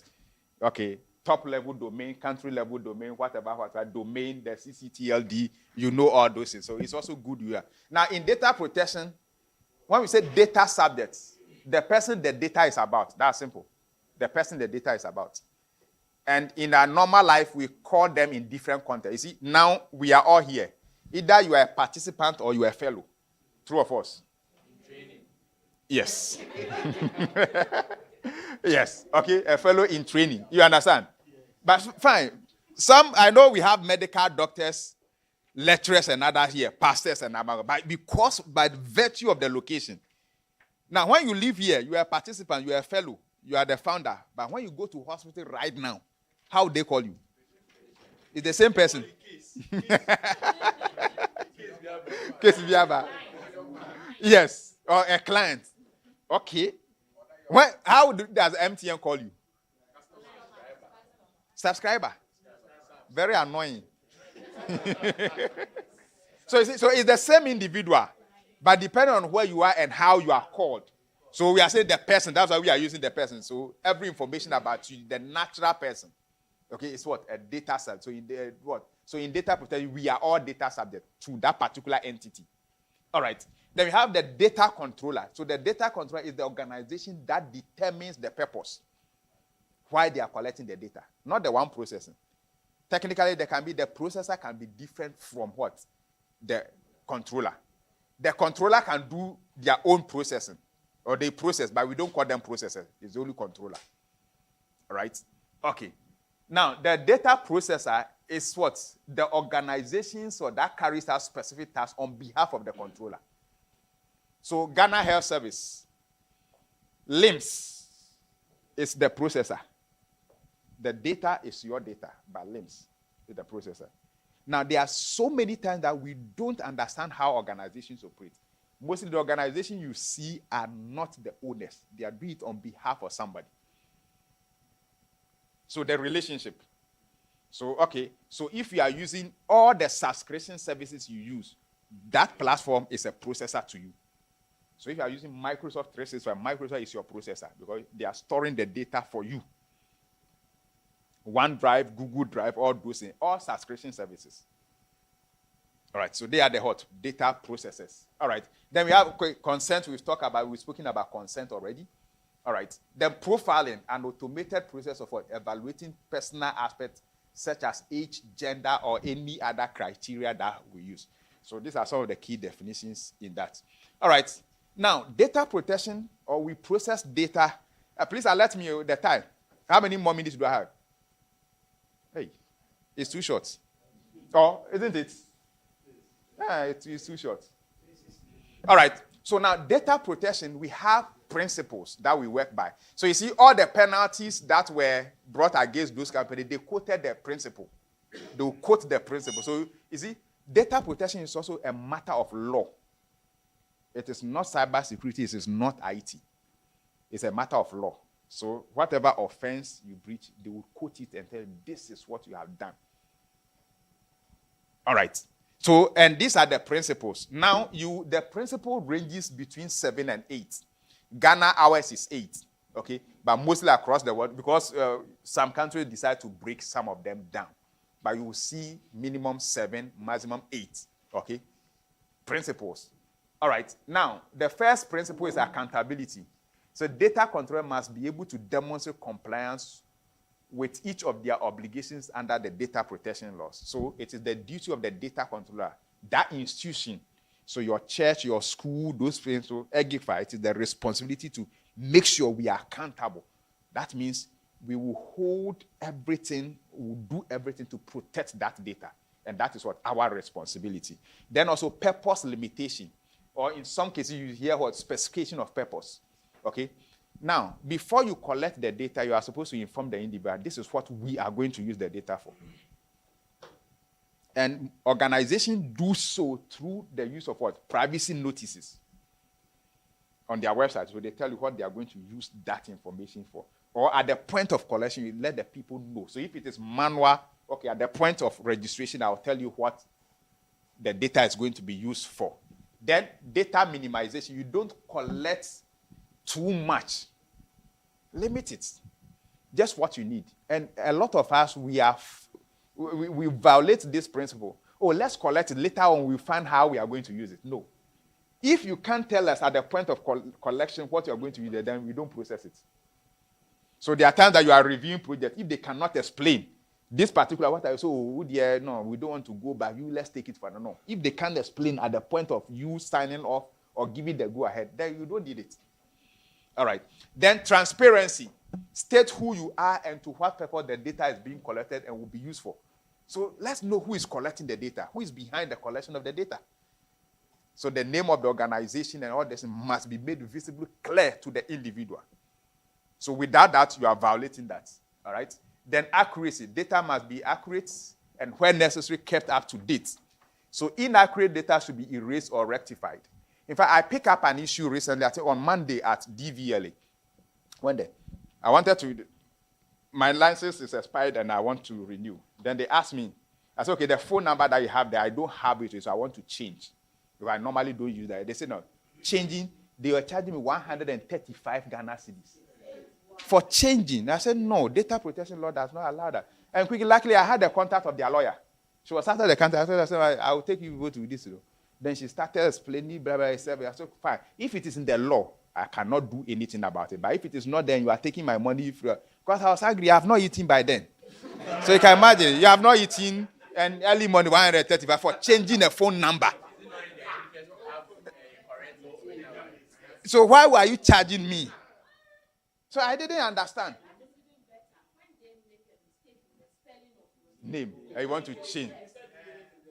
Yes. Yes. So they have to. So what? But if it is in the law, there's nothing we can do about it. But maybe we can only challenge the law. So I had no option because they said then if I want to correct, then I should go to their national head office. And so I did the calculation. By the time I drive, they will waste my time. So let me pay and then peace. Yes. Yes, it came with a receipt. Yes. Yes, so that means by law. Because you see, the way the lady, they say I should give her the money so that she pays for me. So that's where the suspicion began from. If she had asked me to go and pay directly myself, I wouldn't have even thought of. Yes. All right. But that is it. If it is in the law, you can only challenge the law, but not them. Okay, then the accuracy, you see, it is the duty. So under data protection, it is actually the duty of the data control. So it should have been the duty of DVLA. Occasionally, they are supposed to be telling us to come and update. Occasionally. Yes. Yes, so we can now challenge it under data protection. I said, no, they should strike at that thing. But you see, because they are making money from that place, it will be very difficult for those things to go through. All right. However, for you to also ensure accuracy, let me demonstrate accuracy and completeness to you. Okay.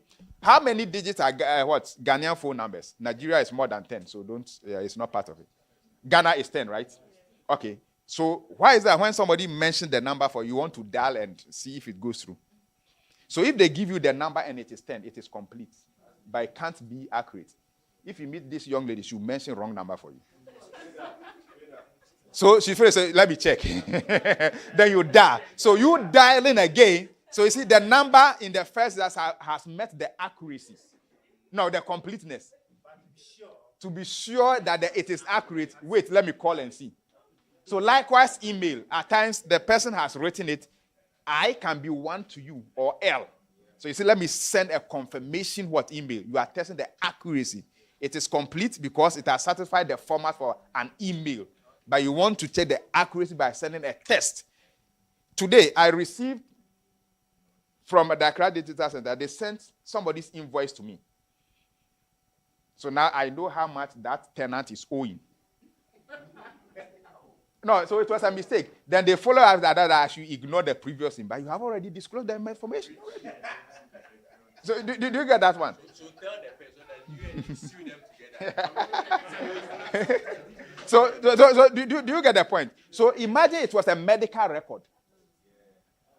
So that's why you see, to test the accuracy, it is the duty of the data controller to test the accuracy. Let me send you a confirmation email before the actual information comes. So if this one was a health record, it would have been my boss. So don't mind that guy. He's working there. He's HIV positive. Tell him, don't. All right.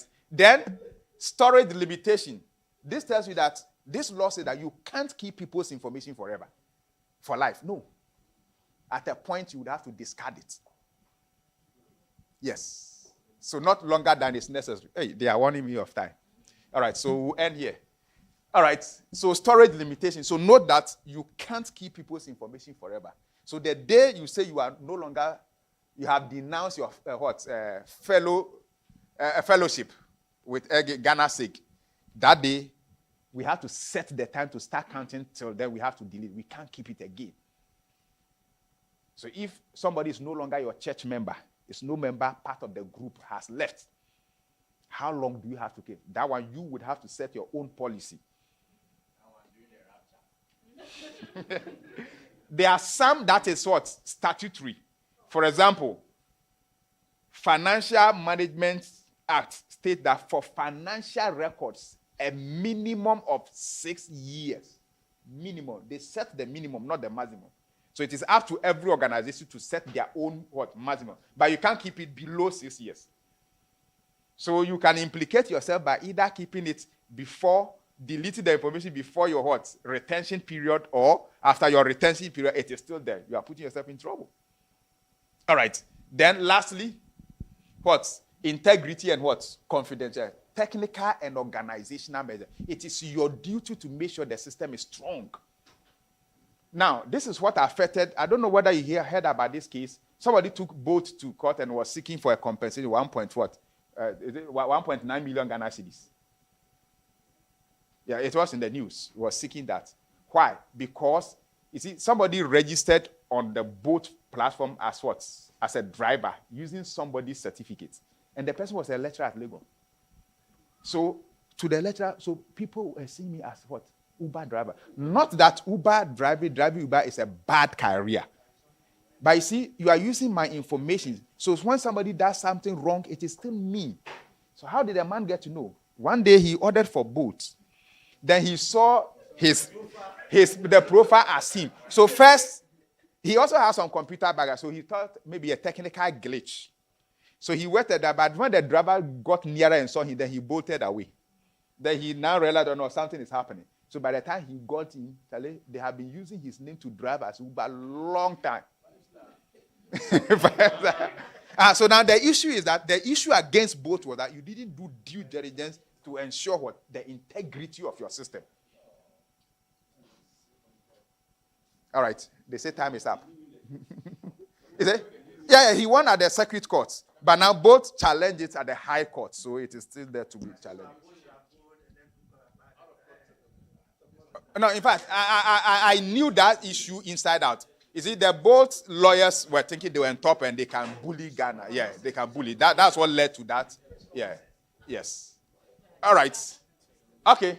But the slide has a lot more. Quite a lot more. But I think, yes. It's already shared, so you have all access to that. All right. Yes. Hey, Mr. Moderator. Yes. I know there are plenty of questions. Yeah, we'll do justice to all of them. Yes. Okay, so because of time. No, they are ready to stay. All right. Yes, so go ahead. Thank you very much for the presentation. Yeah. My question is, yes. You said it's illegal. I don't know if it's illegal for people to sort of force you to give your information. When you gave the pizza example. Yeah. Yeah. But then when you go to certain websites, I don't know if it is for commercial purposes or something, but then if you don't accept cookies, I don't know, they call something cookies, they don't allow you to access their information. Yes. And I want to know if that one too is will constitute conditional request for personal data. Okay. So you are going to somebody's website. Number one, what are you going to do there?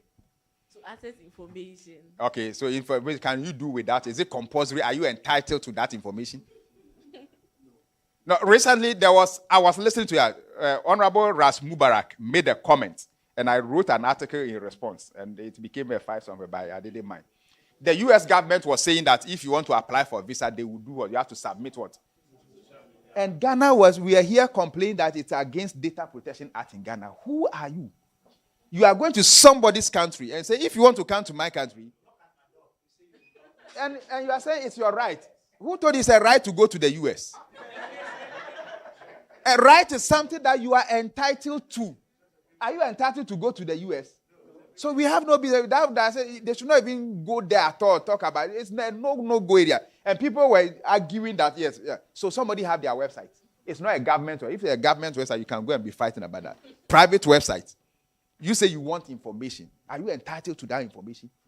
Well, but aside that, cookies are automatic way of tracking people. And some of the cookies, we call them essential or functional cookies. Without that, the website or platform cannot function properly. So that's why those are essential. But those that are not essential, they allow you to opt out of them. So the essential ones, you can't do anything about that. So that one is to enhance the performance. So if you go ahead and read, you understand why you have to accept the cookie policy before you move on. So not that they are forcing you, but to enhance the performance and the security of their platform. That is why. So that means they are essential. They will not affect the performance of the platform, but that they want to know where you are, accessing from, so that they can also do their advert and analysis. So that one you can ignore. So some you will still check up them, but you still have to agree for the essential ones to go ahead before you go ahead. Some too. So it depends on the technology they are using and what they are using the cookies for. That will determine whether you can decide to ignore and still go, or you ignore and it locks you out. Yes. Okay, so we'll take 2 ladies and 2 gentlemen. So the second lady. Okay, so I have 2 questions. Okay. The first one is... Yes. Okay, at my workplace, yes, a letter came from the court to provide them with a patient's health record. Yes. And when I read the letter, it was open. They didn't specify as to what data they need. They were only requesting for the health record. So I told my boss that I'm not going to work on this particular data because I don't know what exactly the court needs. Maybe the patient doesn't want us to give some information out. So I wasn't going to work on this particular letter. And my boss got angry. So in this case, I want to find out if such letters come in, okay, does the hospital have every right to clean the data before giving the data out? Okay. Court orders are exceptional cases. So when it is a court order, yours is to authenticate whether it is truly coming from a court. Once it is coming from a court, you have no option. Maybe you can go for clarity, but to say you will not do it, contempt of court, you will end up by refusing not to give somebody's data. You will rather end up going to prison, or you'll be punished for that. So the only thing you would have to do is to authenticate whether it is actually coming from a court with competent jurisdiction. That's the term they use. Because maybe it's not, they don't have that capacity to ask. So once you authenticate that, you can only go for clarity. Oh, which ones do you want? Yes. So by... Okay. In terms of the medical record thing, our place, okay, we, for now, even if you type data, a patient data, and you save it, and you forgot about comma, and you go back and edit the data, the old data will still be stored. Okay. Because we had a case that the data entry, the system was down, so the data entry was like almost a day from the day they saw the patient. Okay. And when they took it to court, because they concluded that it was manipulated. So mostly when court cases, they request for data, you just give them the raw data, so that when they go and they are now seeing it, they don't see that except maybe they specify that we don't want this one, we don't want this one. But you make sure that you just give them the data so that they don't say you manipulated the data. Okay. Okay, so my second question. Okay. Most of our softwares that we use as a country are third-party softwares. Yes. Which we have our data going outside of this country and being managed by these third parties. So, for instance, let's take the hospital, for instance. Our system is a third-party system being managed by other people who are outside this country. So, you as a data protection and data privacy expert, I want to, from your So you want to tie my hands. All right. From your view, what do you have to say about we always going in for third-party softwares as a country? Okay. So, because of that, that's why NITA is there. NITA is supposed to ensure that all government platforms are in the country. So that's the mandate of NITA. So they changed it. I think it was changed to, they were becoming regulatory, but now it has been changed that they to ensure that all government-related public things are stored within the country. So that's their mandate to do. So in cases where you are also storing outside the country, because practically 2012, when this law was there, we were not having any data center here in Ghana. So the law also allows for you to save outside the country. But in doing that, you have to put in the proper legal framework. So we call something SCC, Standard Contractual Clauses, which you can use to bind the other parties. Then there are also countries that are deemed what safe for you. In fact, other countries don't see Ghana as safe. But because the UK standard, the GDPR has listed them as safe, we also see them as safe. So for example, in the UK, France, Germany, if you are safe there, it's safe because the laws there will protect the data. But right now, if they ask you to send your data to, I don't want to say it to be recorded somewhere. Or China. So technically, what happens is that if you are doing a project and you are going to store the data in China or those countries, they will not open the market that the project will be evaluated. It will not be approved. You are able to go and say it, you would. You have to go and say you transfer to China, you are raising a political war. You are going for loan and you think you should not go and say data. Do you understand? So those are highly political. But it will not be mentioned. So a data protection officer will know, let's change it and use another country for our data. And these things come up. So for example, Zoom or the platform. Do you know you have the ability to change the data center to another country? So your Zoom recording, you can choose any other country. So you're not staying in the US, but you choose a country that is deemed safe. And those ones are there. Yes, because they have the laws. Yes. Yeah. Okay, so two gentlemen. So thank you very much, sir. Yeah. So I know we are within the health system. So let me just ask this. There are situations whereby at the point of death, life. Yes. A kid is in the ward and would need the consent from the parents, but because of religious beliefs, okay, the parents are not agreeing to that. So as a medical officer or as a hospital, you need a consent. You need to save life. Yeah. In this situation, what do you do? That is one. And then the last one is to clarify this point. There's something they call confidential reports. Yeah. I'm moving from a place to another place, and they are telling me they need a confidential report. And they will write it, put it in an envelope, and seal it. Yes. And then will even give it to me to take it, not to open it. Meanwhile, it contains my data. What is your perception about confidential reports? Okay. All right. So let's start with the last one first. Confidential information are excluded in the Data Protection Act. They are not they are not covered under data protection because these are the person's feelings, understanding about you. So, for example, employer has to whether they should employ you or not to employ you. So that one is not covered under data protection. So it's strictly confidential. So you have no protection if it is a confidential reference. So that one, the person is protected. Likewise, professional advices or lawyer-client confidentiality. If your lecturer writes a report about you, that one is not covered. It's not personal data in that context. So you can't be entitled to it. So maybe, of course, you are a bad boy. I have written that, tell this guy, if you employ him, you steal all your things. then you can't go under any law to get that information. So that's confidential. So those ones are excluded from the dissent. Then when it comes to the dissent, this religious belief about saving lives, there are two things that happens. We have what we call the advance notice. So, for example, I know you are referring to Jehovah's Witnesses, okay?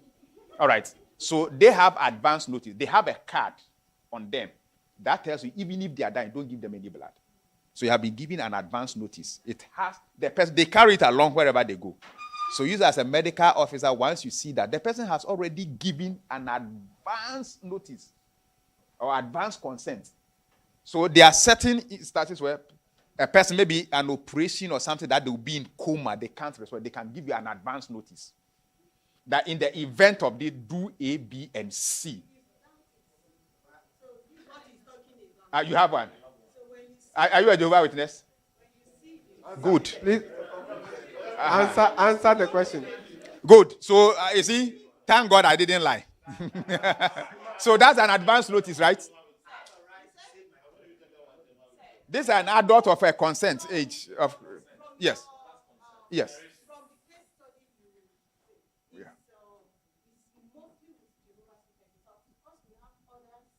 That are taking that stand now. Yeah. And usually they don't call it for religious stand. They will say for the sake of conscience. And if somebody tells you for the sake of conscience, this is where I rise.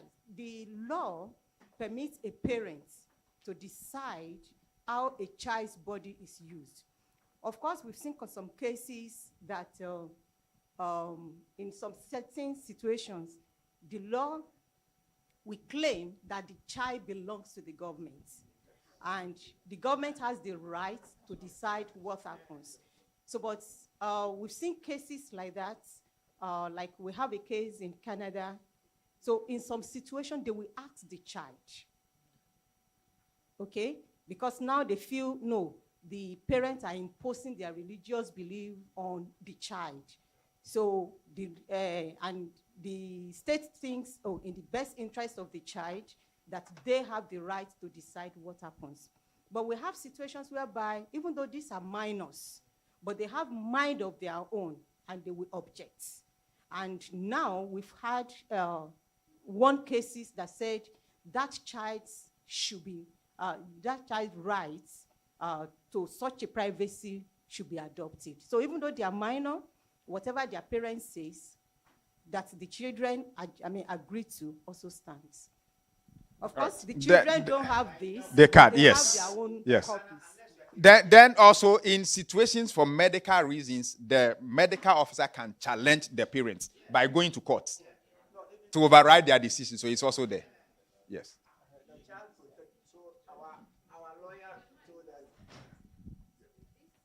So, so our lawyer told us that there are certain group of people that those things don't apply to. A child, someone who mental faculty is not, someone who is unconscious.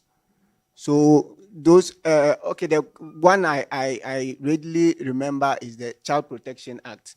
So with that one, whether the mother is saying A or saying B, the medical officers can still go ahead. Yes, yes. So you see, data protection, that's why you see, data protection, I say it's not an IT issue. You have to know a lot of people confuse data protection here. So you have to know which law you are talking about, because the lawyers themselves get confused. Yes, so you coming into the field, yes. Okay, so okay, we'll take the last question from the last gentleman. When we close, we'll still remain and deal with it. we will remain and deal with it. All right, Jeff. Yes, sir. Okay. Thank you for your wonderful presentation. All right. Let's say I'm an IT guy. Okay. In Company A. Company A. In Company A. Okay. Policy. We have a 5-year plan for data retention. For data retention, okay. Beyond 5 years, we are to delete all unnecessary records. Okay. And I get a legal hold from a firm or a court of law. Okay. To freeze the data. Yes. Or to keep record of the transaction about a certain data subject. Yes. Do I, to me, my allegiance is to the organization I work with. Okay. I don't know any court of law. I know my organization. I'm paid by organization. Okay. So should I prioritize my organization's data retention policy, or I should pay heed to the legal hold? Okay. Thank God. In fact, no court knows you. They will not write to you in person. They write to the organization. So it is up to the organization to instruct you on what to do. By most, if you go ahead and delete, you'll be fired for contempt. The moment there's court order, forget everything. In fact, the US has recently done it. They say, retention. The court asked, I think it's about ChatGPT AI, that they should not delete any data. They should not delete any data. Not for a particular person, any. So even when you make the request, it should not be, and that's a court order. Charlie, court orders are dangerous. Your organization authority cannot override that of the court. So always pay attention to the court. And ask for, if they say do it, tell them, I beg you, write me a letter. And I say that you are asking me to delete it, even though. So you see, even in the law court, they will go and they say they have sent something to a Supreme Court. The lower court will stay until they hear from a higher court before they can make a decision. So when it is about court, you also establish whether indeed, because anybody can fake any letter and say it's a court. Once you establish that it's coming from a court of, remember this, a competent jurisdiction. No, yeah, we have. So for example, anything about human rights, anything about your right is high court. So a circuit court cannot deal with what? Your human right issue. So in that case, it is a incompetent, they can't handle that. So that's why they always use that. So for example, interpretation of the Constitution, if you send it to circuit court or high court, it's incompetent. The actual one, competent jurisdiction about interpretation in the Supreme Court. So that's why they always use that word. So they are incompetent inferior courts. Or inferior courts, yes. Okay, yeah. Thank you so much, sir. So please, maybe you can give us your final remarks. Me or me? Okay, me. Oh, no, please. Because of time, please. Don't worry, we'll be here. Those who are here, we'll be here to deal with their questions. Yes. All right. Okay, I have a lot of articles on my LinkedIn, and I also have a column in Modern Ghana. I write a lot. If I'm not doing anything, that's the only thing I do. Okay, then okay. I'll go. I'll check. Well, so now data protection is a very critical issue. If you undermine it, you'll be in trouble. And if you take it serious too, you see, now at a point in time, it's not about the position. You have to guard the position you have. As tomorrow, some small boy will come and they say, oh, he has done this and that, and he will rule over you because you didn't advance in the knowledge of data protection, cyber security, AI. They have become the order of the day.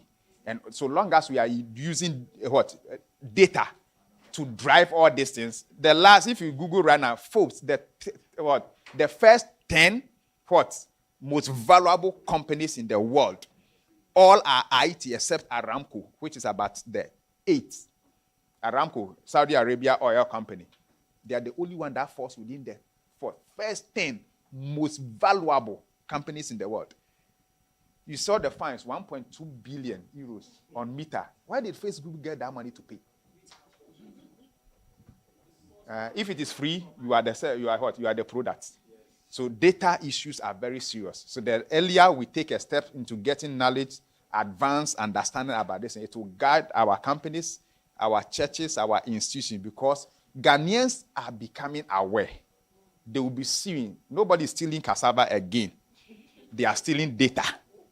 So it will be suing. So you need to understand and sue appropriately. So data protection has come to stay, and we should pay very much attention to it. Thank you. Great. Thank you so much. How can you become like me? In fact, yes, follow me, and I'll make you fishers of men. Yeah, and I have some channel, Mr. Privacy, on others. So I post every day something about data protection to entice you, so that you can also know your rights, know the right that you're. YouTube, if you've not started, the channel is there.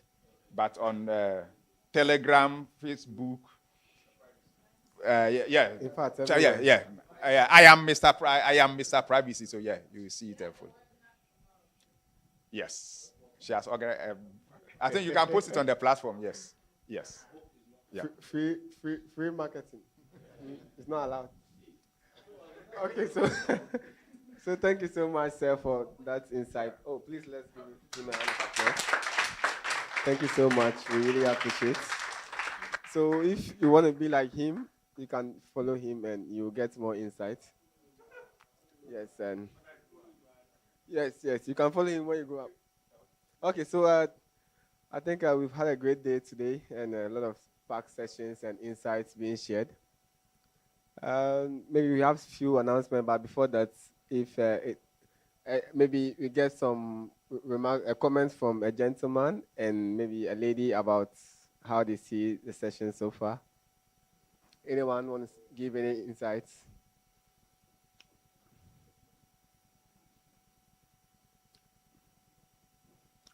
I have a gift for you. Anyone who my gift.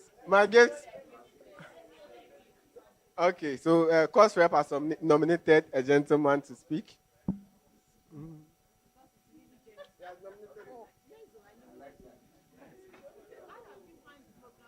Oh, it's so exciting, valuable insights. Yeah, so today's program has been. Yeah, today's program has been really nice, valuable insight everywhere. Yeah, I can boldly say that most of us here are learning and relearning as well. So we hope to see similar experience tomorrow. As tomorrow we come and climax their training program. So I think it's nice. Okay, thank you so much. A lady.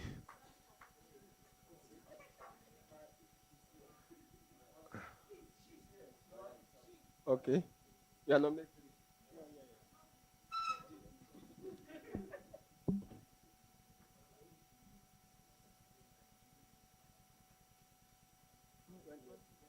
Oh, today.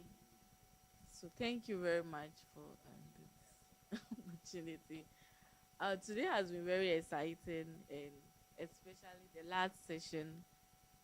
It has been very eye-opening for me to know that I have a right to have my data protected.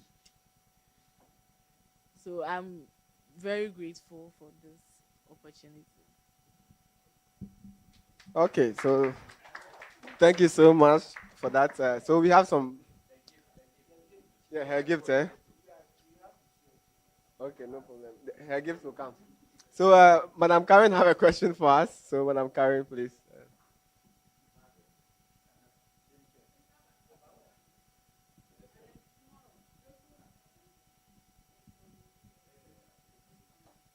So who will you say? Oh, no, we don't need that. So today,